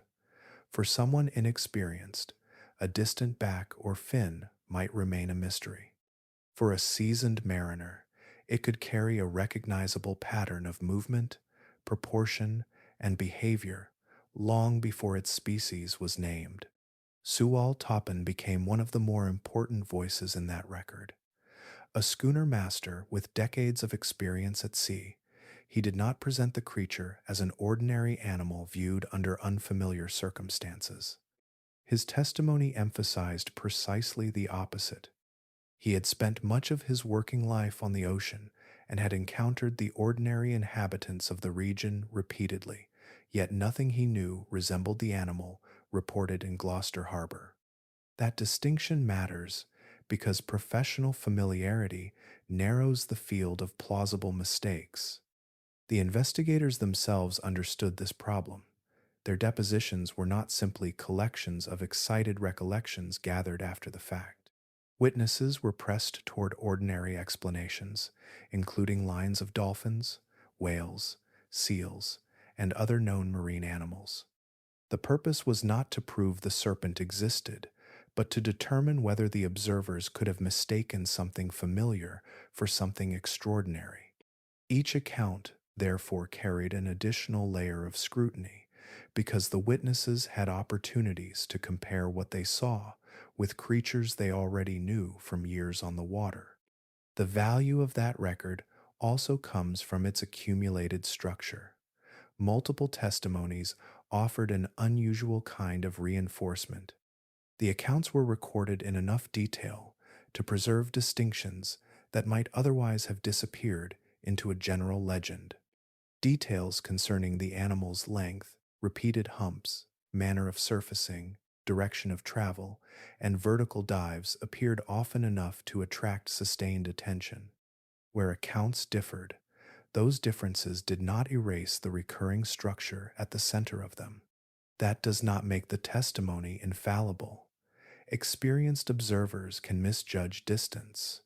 Water can distort scale, especially when a large body is partly submerged. Memory can also become more organized after people hear that others saw something similar. Professional skill does not remove these limitations. It simply changes the evidentiary balance.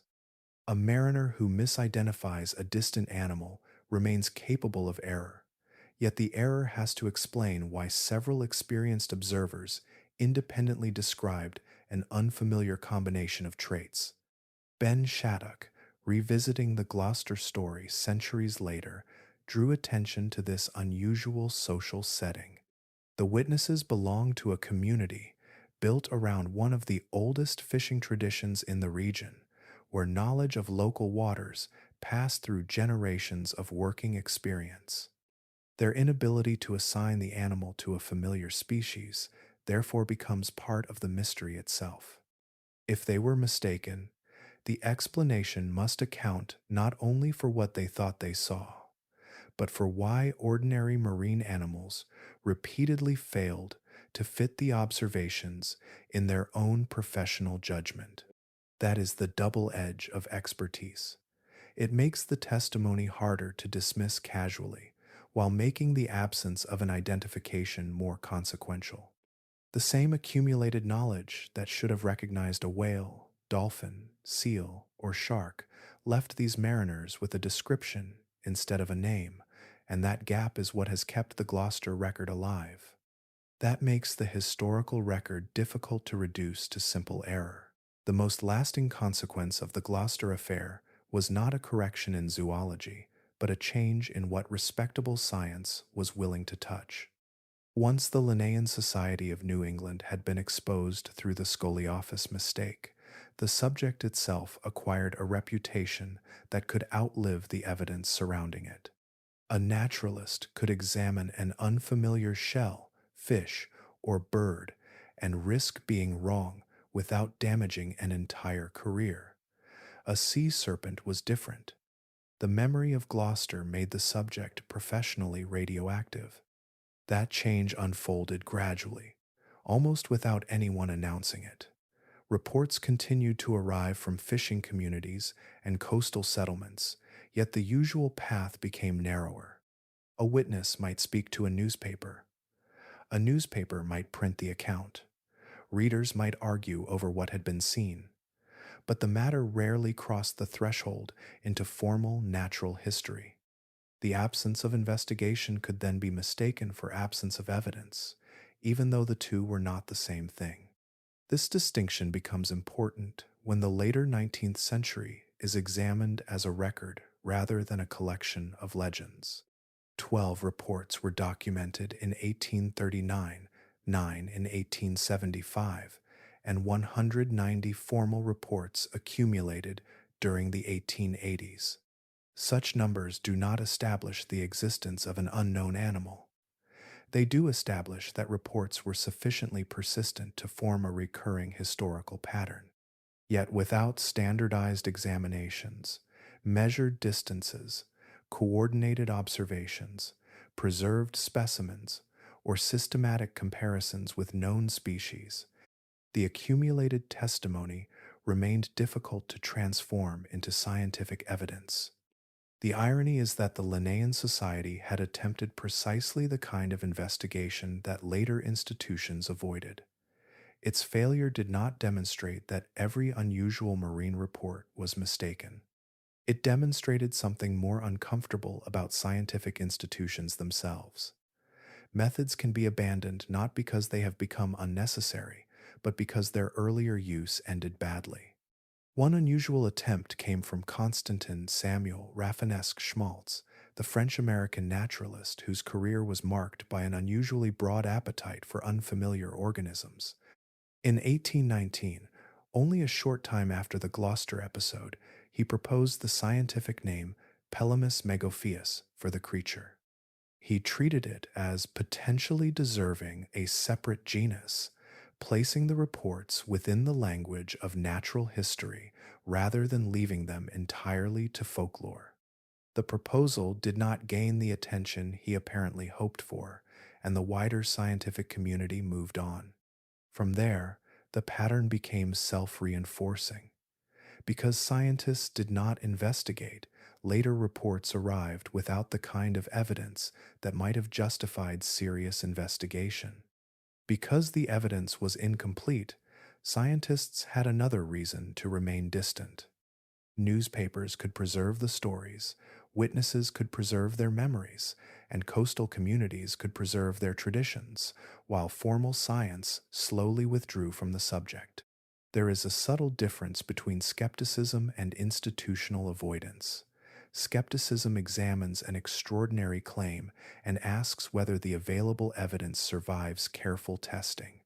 Avoidance decides that the cost of being associated with the claim is already too high. After Gloucester, that distinction became increasingly difficult to see from the outside. The creature did not need to be disproved for the scientific world to stop looking closely. It only needed to become an embarrassment. By the later 19th century, the most consequential legacy of the original mistake was therefore not the name Scoliophis, nor even the ridicule that followed it. It was the invisible boundary placed around the subject itself. Beyond that boundary, witnesses could continue reporting something unfamiliar, while professional science had learned that sometimes the safest conclusion was to leave an observation without a name. In the early 19th century, the map of ocean life ended long before the water itself did. Naturalists possessed detailed knowledge of many coastal animals, yet the deeper reaches remained difficult to observe directly. Soundings revealed depth, sailors described unfamiliar creatures, and occasional carcasses reached shore. But the living communities occupying the great volume beneath ships were largely beyond sustained study. That limitation matters when the Gloucester reports are placed in their own century. Modern readers inherit a catalog of marine life built from centuries of collecting, microscopy, photography, deep diving, and oceanographic exploration. The witnesses of 1817 lived before most of those tools existed.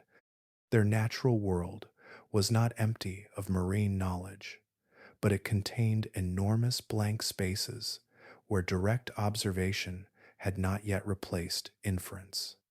Ideas about the deep sea were also more complicated than the simple notion that every naturalist believed it completely lifeless. Some thinkers suspected that animals could inhabit considerable depths, while others argued that increasing pressure, cold, darkness, and limited food would restrict life. What was missing was not imagination, but reliable evidence showing how extensive deep ocean ecosystems could be. That evidence began accumulating more dramatically later in the century. Between 1872 and 1876, the Challenger expedition crossed thousands of miles of ocean and collected organisms from depths that had previously been almost impossible to investigate biologically. Living animals were recovered from waters more than 8,000 meters, about 26,000 feet beneath the surface.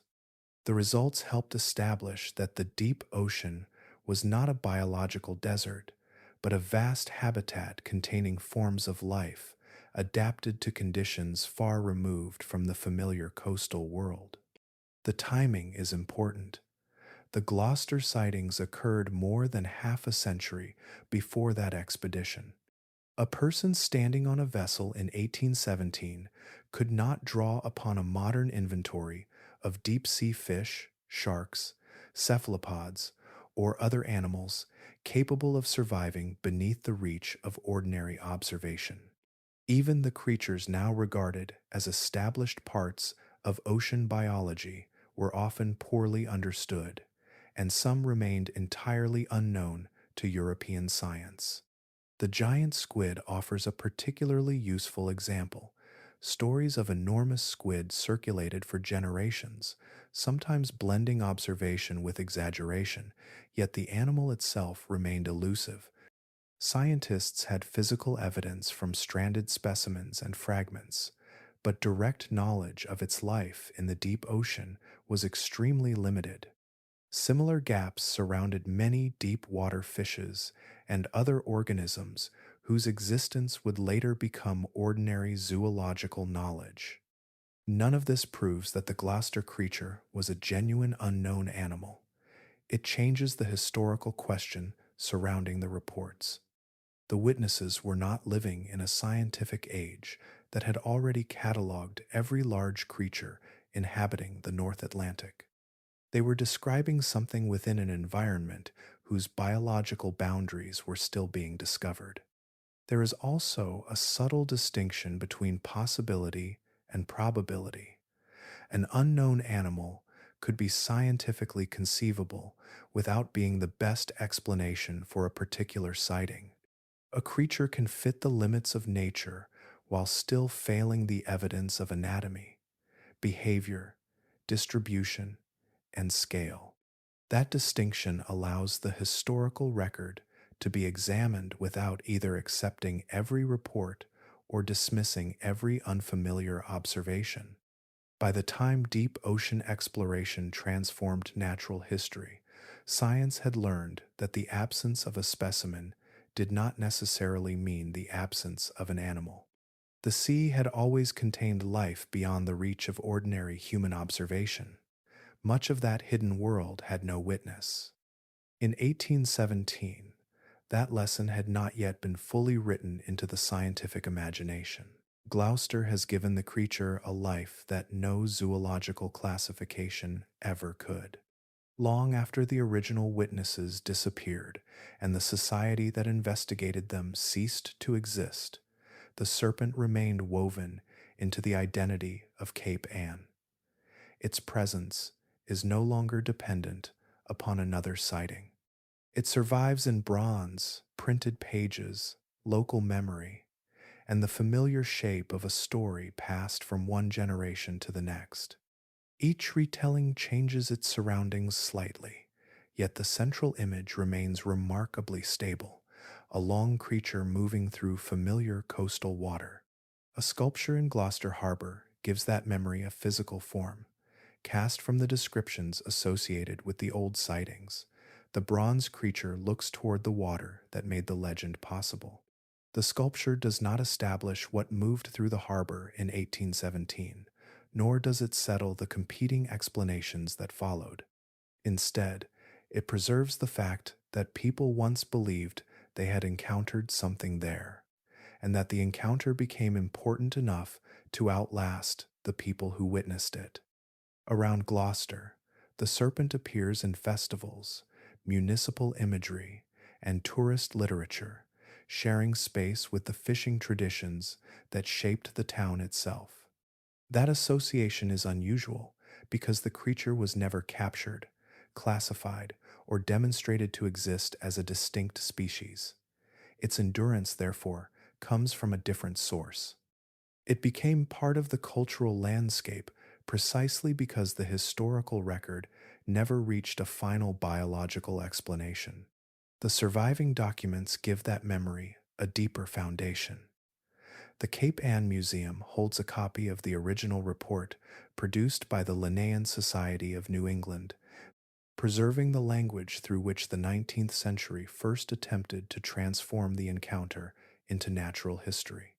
The Massachusetts Historical Society preserves additional material, including pamphlets and the Nathaniel Low Almanac from 1818, where illustrated summaries helped carry the story into another generation of readers. These documents matter because cultural memory is often thought to be something vague, shaped mainly by repetition. Here, repetition has been accompanied by physical evidence of another kind, not evidence for the animal itself, but evidence for the historical existence of the belief, the investigation, and the effort to record what witnesses claim to have seen. The paper trail allows the story to remain connected to specific people and institutions rather than dissolving entirely into folklore. Time has changed the balance between those elements. The Linnaean society is gone.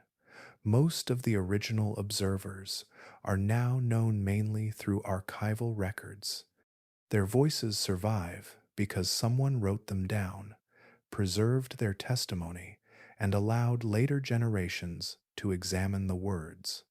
The creature, strangely, has become easier to remember than many of the people who described it. That persistence does not require a community to accept every historical claim as literal fact. A legend can survive while the event behind it remains uncertain. In Gloucester, the Serpent occupies that narrow space between documentation and explanation. There are records showing that people reported an unusual animal, records showing that scientists attempted to interpret those reports, and records showing that the original explanation failed. What remains unresolved has become part of the inheritance. Perhaps that is why the serpent still belongs to Gloucester.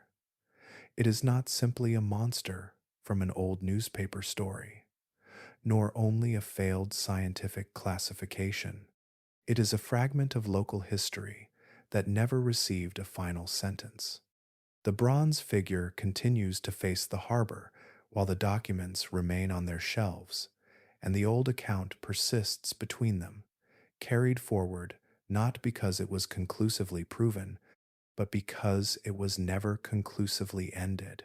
There are names in zoology that belong to animals, and then there are names that seem to belong to a mistake. Scoliophis atlanticus occupies the second category, preserved in scientific literature as a designation for a creature that never became an accepted species. Its continued appearance in taxonomic records gives the Gloucester story an unusual afterlife because the name survived even as the animal itself remained without a settled identity. The original classification was born from an attempt to bring an extraordinary report into the language of natural history. In 1817, the Linnaean Society of New England assigned the creature a formal scientific name, treating the reported animal as something that might eventually be placed within the known order of marine life. That decision gave the sighting a different kind of permanence. Once a name entered the literature, the event was no longer merely a collection of observations. It had become part of the scientific record, carrying the expectation that further evidence might eventually confirm, revise, or overturn it. Instead, the specimen associated with the classification turned out to be a common blacksnake. The mistake became famous, and the scientific name attached to the supposed sea serpent could no longer stand as an independent species. Yet, removing a name from zoological literature is not always as simple as erasing a line from a page. Taxonomic names can persist through catalogs, synonymies, historical references, and later attempts to reconcile older classifications with modern knowledge. Scoliophis atlanticus was eventually treated as a junior synonym of the basking shark. That reassignment is easy to misunderstand. It did not establish that the Gloucester creature was a basking shark. It simply provided a taxonomic destination for a name that could no longer represent the animal originally intended by its authors. The distinction is important because a synonym can preserve the history of a classification without validating the biological conclusion behind it. The result is an unusual kind of scientific ghost. The name remains, but its original subject does not. The institution that created it disappeared. The specimen that helped undermine it belonged to an ordinary terrestrial snake. The animal that inspired the original testimony was never secured, dissected, measured, or compared with a complete anatomical specimen. What remains is a formal designation suspended between the language of science and the uncertainty of history. Most zoological names eventually acquire a stable relationship with a known organism. A specimen is collected, its anatomy is examined, its characteristics are compared with related species, and its place within the broader classification becomes clearer. Even when a species is later rejected, the evidence usually remains available for examination. Gloucester offers something different. The name was attached to an animal that was never conclusively recovered, then redirected toward another creature for reasons rooted in taxonomic housekeeping rather than proof. That distinction gives the old mistake a deeper meaning. The failure was not simply that 19th century naturalists named the wrong animal. Scientific work has always contained errors, and classification has always been revised as evidence improves. The more consequential mistake came afterward, when embarrassment surrounding the failed classification helped make the entire subject professionally uncomfortable. An error became a warning, and the warning became a reason not to look again. Scoliophis atlanticus, therefore, remains more than an obsolete name. It is a small surviving mark of the moment when an unexplained observation crossed into formal science, only to leave science again before the underlying mystery had been resolved. The name is still there, attached to the wrong creature, carrying the memory of an investigation that ended before the evidence did. The maps of the New England seafloor have changed enormously since the Gloucester sightings, yet a map is not the same thing as an inventory of life. Modern bathymetry can reveal ridges, channels, slopes, trenches, and buried geological structures with extraordinary detail, but the moving animals above those structures remain far harder to account for. A contour on a digital chart tells us where the bottom lies.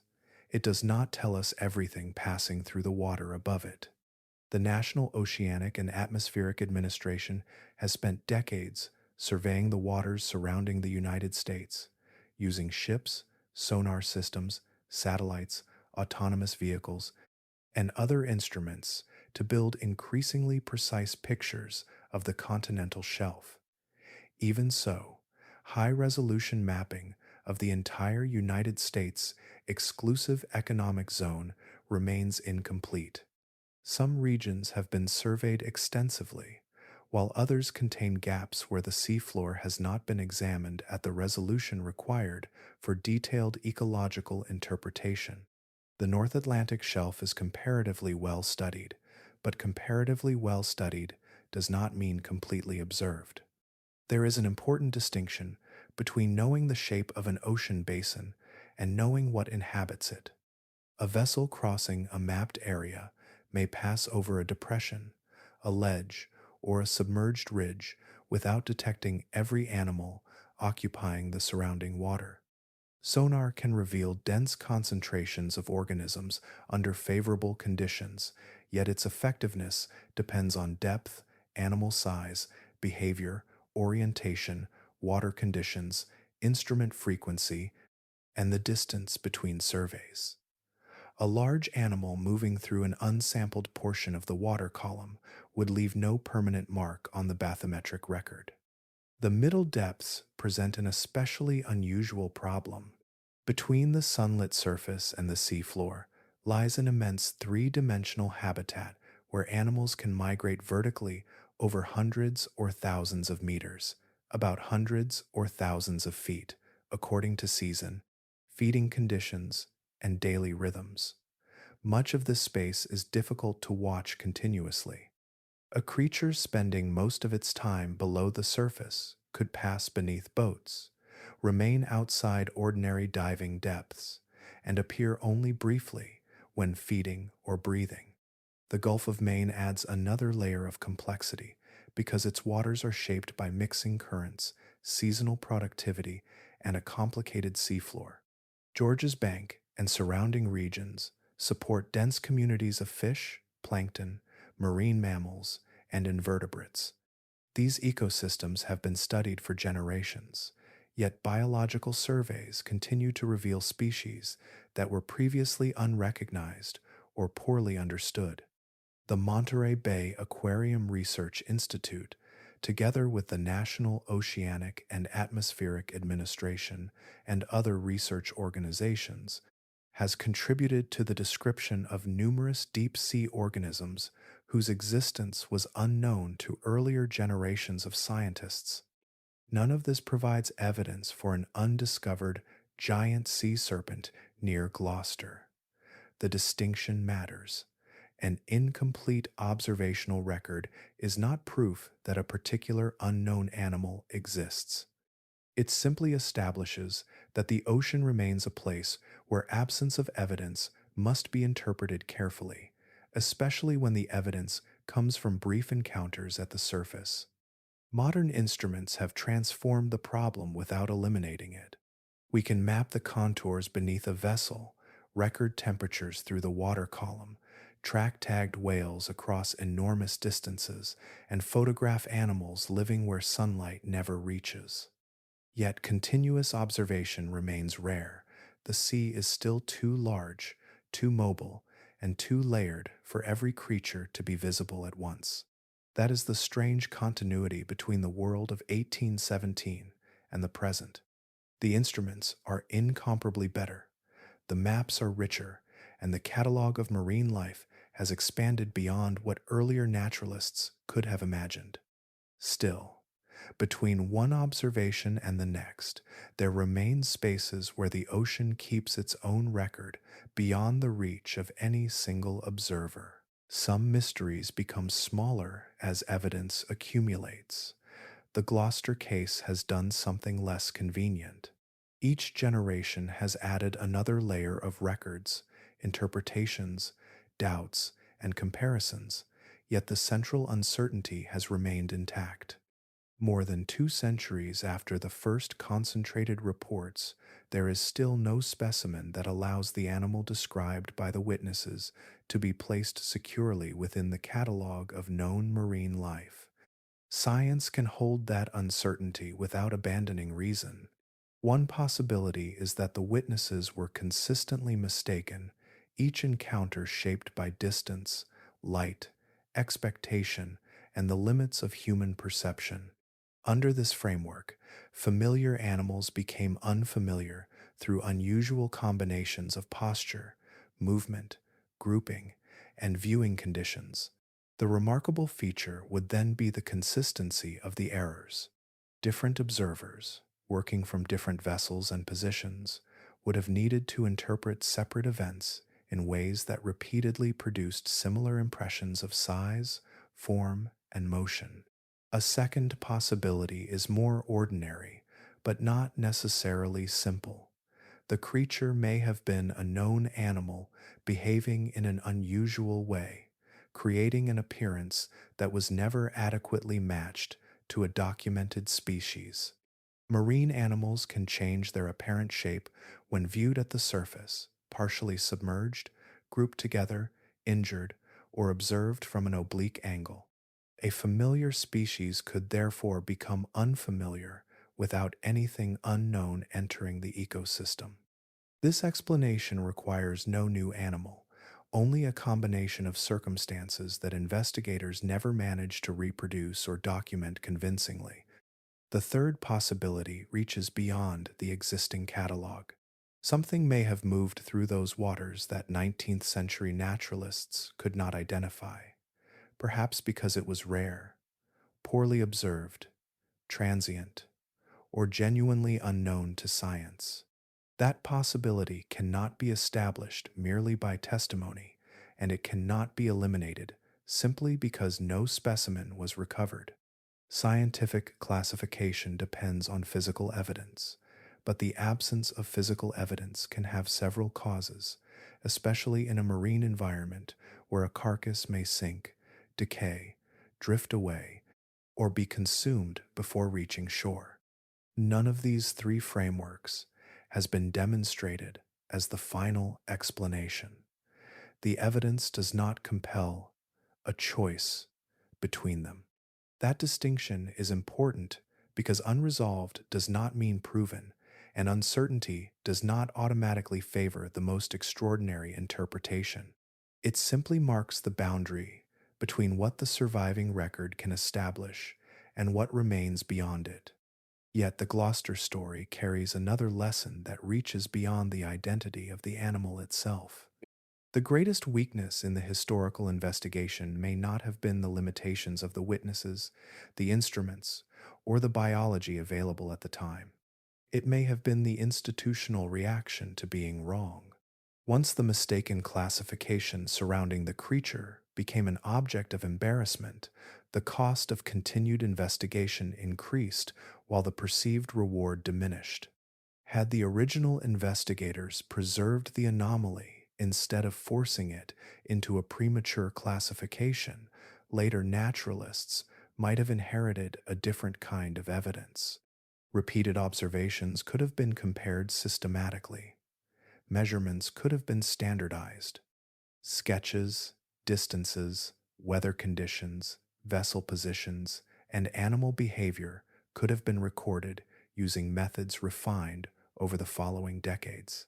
Even a final identification of a familiar species would have carried greater weight if reached through accumulated evidence rather than retrospective assumption. That missing history cannot be reconstructed. The harbor has no archive beneath its surface, containing the observation that would settle everything. What remains is a record of people describing something they could not name, followed by generations deciding what that uncertainty meant. And perhaps that is the most enduring question within the case, not simply what moved through Gloucester Harbor, but what might have been learned if the first serious investigation had been allowed to remain an investigation. An ocean can preserve an event without preserving the thing that caused it. Long after a vessel has disappeared from a chart and a witness has passed from living memory, an entry in a logbook may still remain, carrying a few lines of observation across centuries. The North Atlantic is filled with such traces. Generations of sailors recorded unfamiliar lights, unusual animals, sudden changes in the sea, and encounters that resisted the vocabulary available to describe them. Most were eventually explained, forgotten, or absorbed into ordinary history, leaving little reason for later generations to return to them.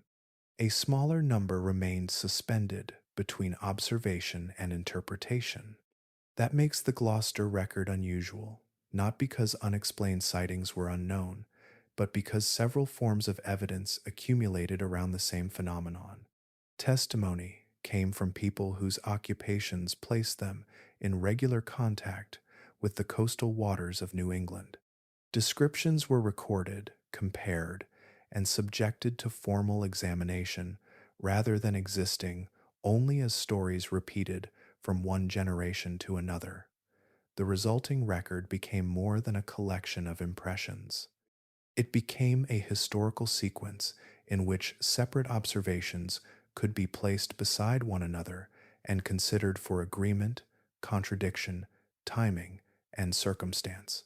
There is an important distinction here between an encounter and a specimen. A specimen can be measured, preserved, dissected, compared with related organisms, and placed within a biological classification. An encounter cannot offer those physical properties. What it can offer instead is structure. The number of observers matters. Their independence matters. The circumstances of observation matter.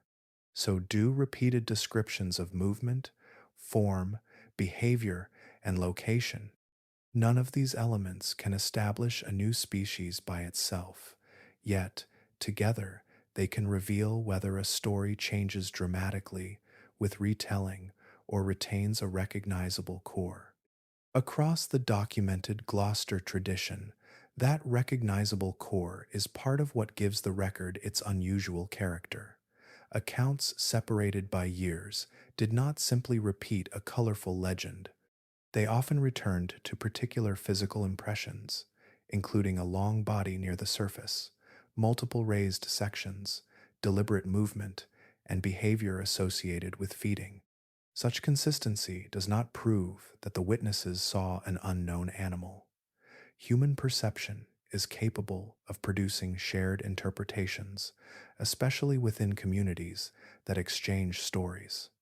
Still, consistency is itself a property of evidence, and it deserves examination rather than dismissal. The North Atlantic also gives the record a useful historical setting. For centuries, its shipping lanes connected ports on both sides of the ocean, placing observers across the same broad marine system. This was an ocean crossed by merchant vessels, fishing fleets, naval ships, and coastal craft, creating an enormous network of human observation. Yet observation was uneven. A sailor could spend decades at sea without ever seeing beneath the surface beyond the limits of his instruments and eyes. A creature moving below the visible layer could pass through the same waters without leaving anything behind that later investigators could recover. Seen this way, the Gloucester case becomes less a claim about a monster and more a study in the limits of historical knowledge. Its value lies in the preserved encounters, their witnesses, their dates, their descriptions, and the decisions made by institutions that examined them. A specimen could have ended the uncertainty in an afternoon. A photograph alone would have narrowed it considerably, while a recovered body would have transformed the discussion into ordinary zoology. Without one, the record remains something different, an archive of observations whose persistence allows each generation to reassess the boundary between what was seen and what can be scientifically established. That boundary is where the old reports still reside, not as proof of an undiscovered creature, but as durable records of an event that never received a final physical explanation. There is a peculiar space in natural history where an observation has survived, yet its meaning has not. The Gloucester case occupies that space with unusual persistence. More than 2 centuries have passed since the first concentrated reports, and the interval itself has become part of the story. Time has resolved countless mysteries simply by allowing better instruments, better specimens, and better methods to reach places that earlier observers could barely examine. Here, time has done something different. It has preserved the record while leaving its central subject outside the boundaries of established zoology. That does not mean science has failed whenever an answer takes a long time. The history of marine biology is filled with discoveries that arrived only after generations of uncertainty. The giant squid was known through fragments and stranded remains long before living individuals were observed in their natural surroundings. The coelacanth survived in the ocean while scientists considered its lineage extinct. The megamouth shark entered scientific knowledge only after an accidental capture revealed an animal that had apparently passed unnoticed through a vast marine environment. Each discovery narrowed the distance between description and physical proof. The Gloucester creature remains suspended on the other side of that distance. There is testimony, historical documentation, repeated descriptions, and an institutional investigation, but no verified body that can be placed on a laboratory table. That absence changes the kind of knowledge available because uncertainty cannot be handled in quite the same way when the original evidence cannot be physically revisited or examined anew. A specimen can settle questions of anatomy, genetics, age, diet, and relationship to known species. A historical encounter cannot provide those answers directly. It can only preserve what observers perceived and what later investigators chose to record, compare, challenge, or dismiss. The longer the interval becomes, the more revealing the case grows as a record of human behavior. An unusual report encouraged investigation. An incorrect classification produced embarrassment. Embarrassment altered institutional behavior. Institutional caution reduced further investigation, and reduced investigation allowed the event to drift from scientific controversy into cultural memory. None of these stages required a conspiracy or deliberate suppression. Ordinary professional incentives were enough. Scientists protect credibility, institutions protect reputations, and uncertain claims become harder to revisit after the original investigators are gone. Forgetting then becomes part of the evidence surrounding the case, not evidence for the creature itself, but evidence for how historical attention changes. In 1817, the Gloucester reports traveled far beyond the harbor. Newspapers carried the story, scientific figures examined testimony, and printed accounts allowed people who had never seen Cape Ann to encounter the strange reports from across the Atlantic world. The event briefly occupied a place within public knowledge that would be difficult to imagine today. Yet another mystery grew around it as the decades passed. Loch Ness eventually became a global symbol of unexplained creatures sustained by photographs, expeditions, tourism, and generations of renewed attention. Gloucester received none of that same cultural machinery. Its original investigation ended, its scientific society disappeared, and the witnesses gradually became names preserved mainly in historical records. The story remained, but the audience surrounding it became smaller. What remains now is not certainty, and it is not proof disguised as history. It is an unusually durable interval between observation and explanation. Science has crossed such intervals before, sometimes after decades and sometimes after centuries.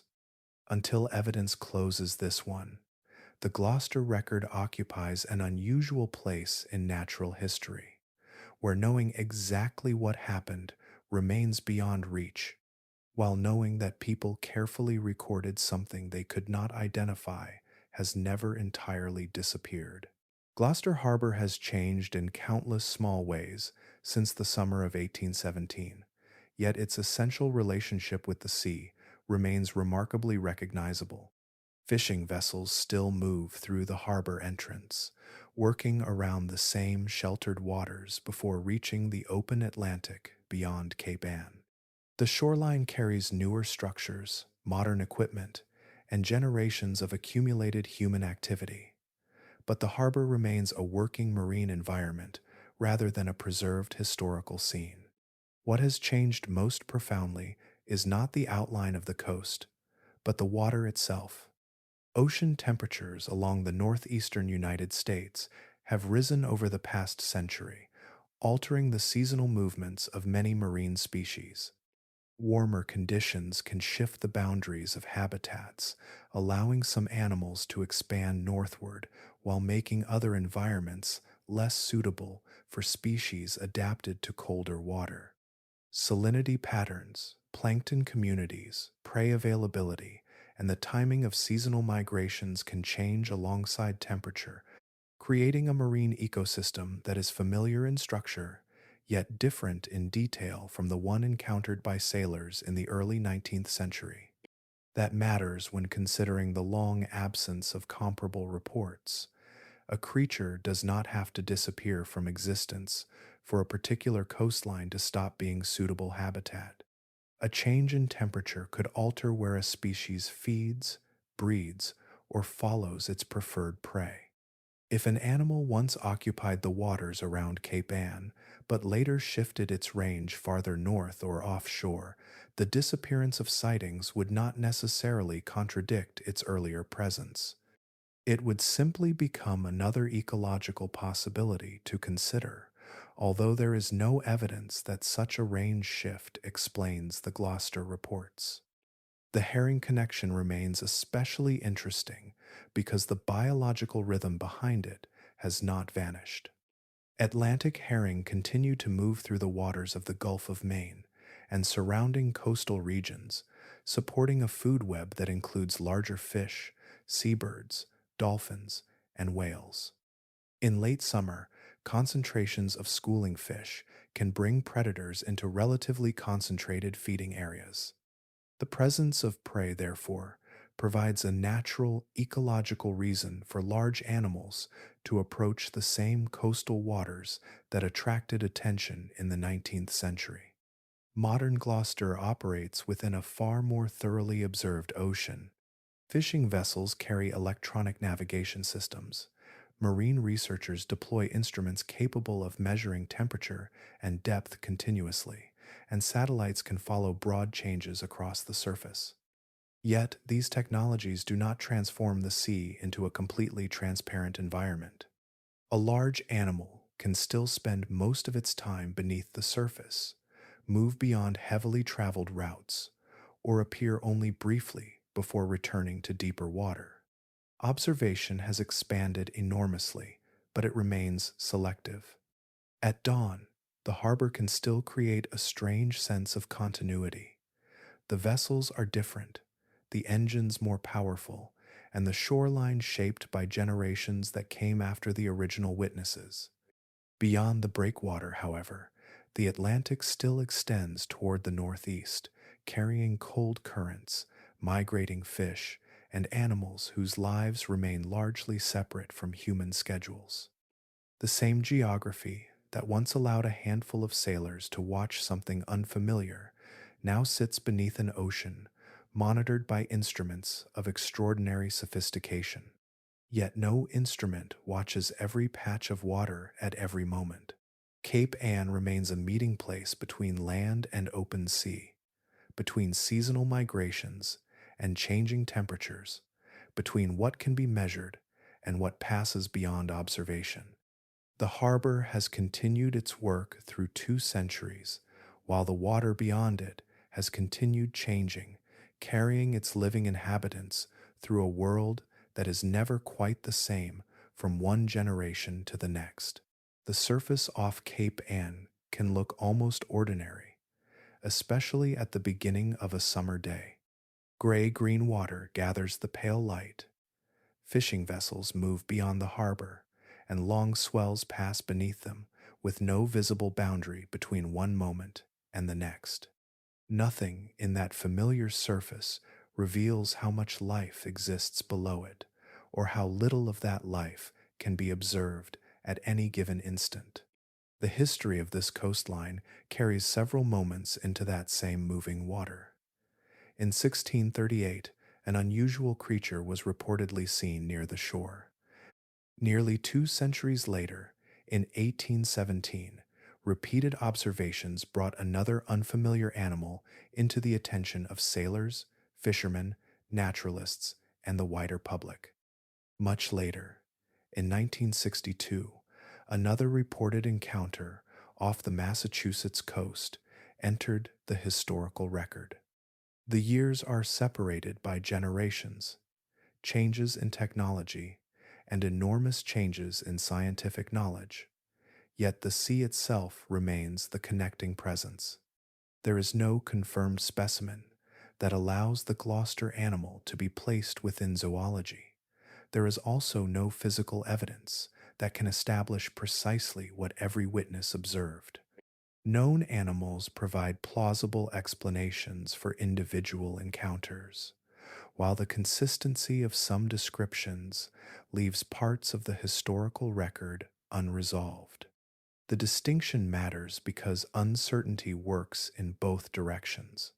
An absence of proof does not establish an unknown species, but an absence of proof also does not transform an observation into something that never happened. The water beneath a vessel is layered into an immense three-dimensional habitat. Light fades rapidly with depth, temperature changes across different layers, and currents can carry animals through areas that appear almost empty from above. Fish gather around food, predators follow their prey, and larger animals can spend most of their lives below the portion of the ocean that human observers routinely see. Even in waters crossed by fishing boats for generations, the surface offers only a narrow window into the living world beneath it. That limitation gives old encounters a particular character. Amos Story watched from shore on August 10th, 1817, while other observers approached the animal from the water. Their accounts became part of a historical record, preserved long after the witnesses were gone. The original observers could not descend beneath the surface with modern instruments, could not photograph an animal moving through deeper water, and could not collect genetic material from what they saw. They had only their senses, their experience, and the language available to them. Modern science can examine the ocean with tools that would have seemed impossible to those witnesses. Sonar can reveal shapes beneath the surface, instruments can record temperature and salinity, and underwater cameras can remain where human eyes cannot. Yet even these methods observe only portions of an environment that changes from hour to hour. The sea remains dynamic, layered, and difficult to sample completely. So the Gloucester sea serpent endures not simply because a mysterious creature was reported, but because the boundary between observation and explanation was never fully crossed. The harbor continues to send vessels toward the same Atlantic waters, while beneath them, countless organisms follow currents, migrations, and feeding patterns beyond ordinary human attention. Somewhere within that immense moving system, the known and unknown share the same water. The ocean does not preserve its unanswered events in a fixed place. It carries them forward through currents, seasons, generations, and changing coastlines.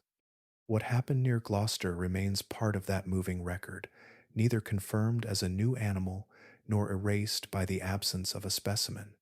The water continues to hold more life than the surface can reveal, and the old boundary between what humans have seen and what humans can prove remains beneath it.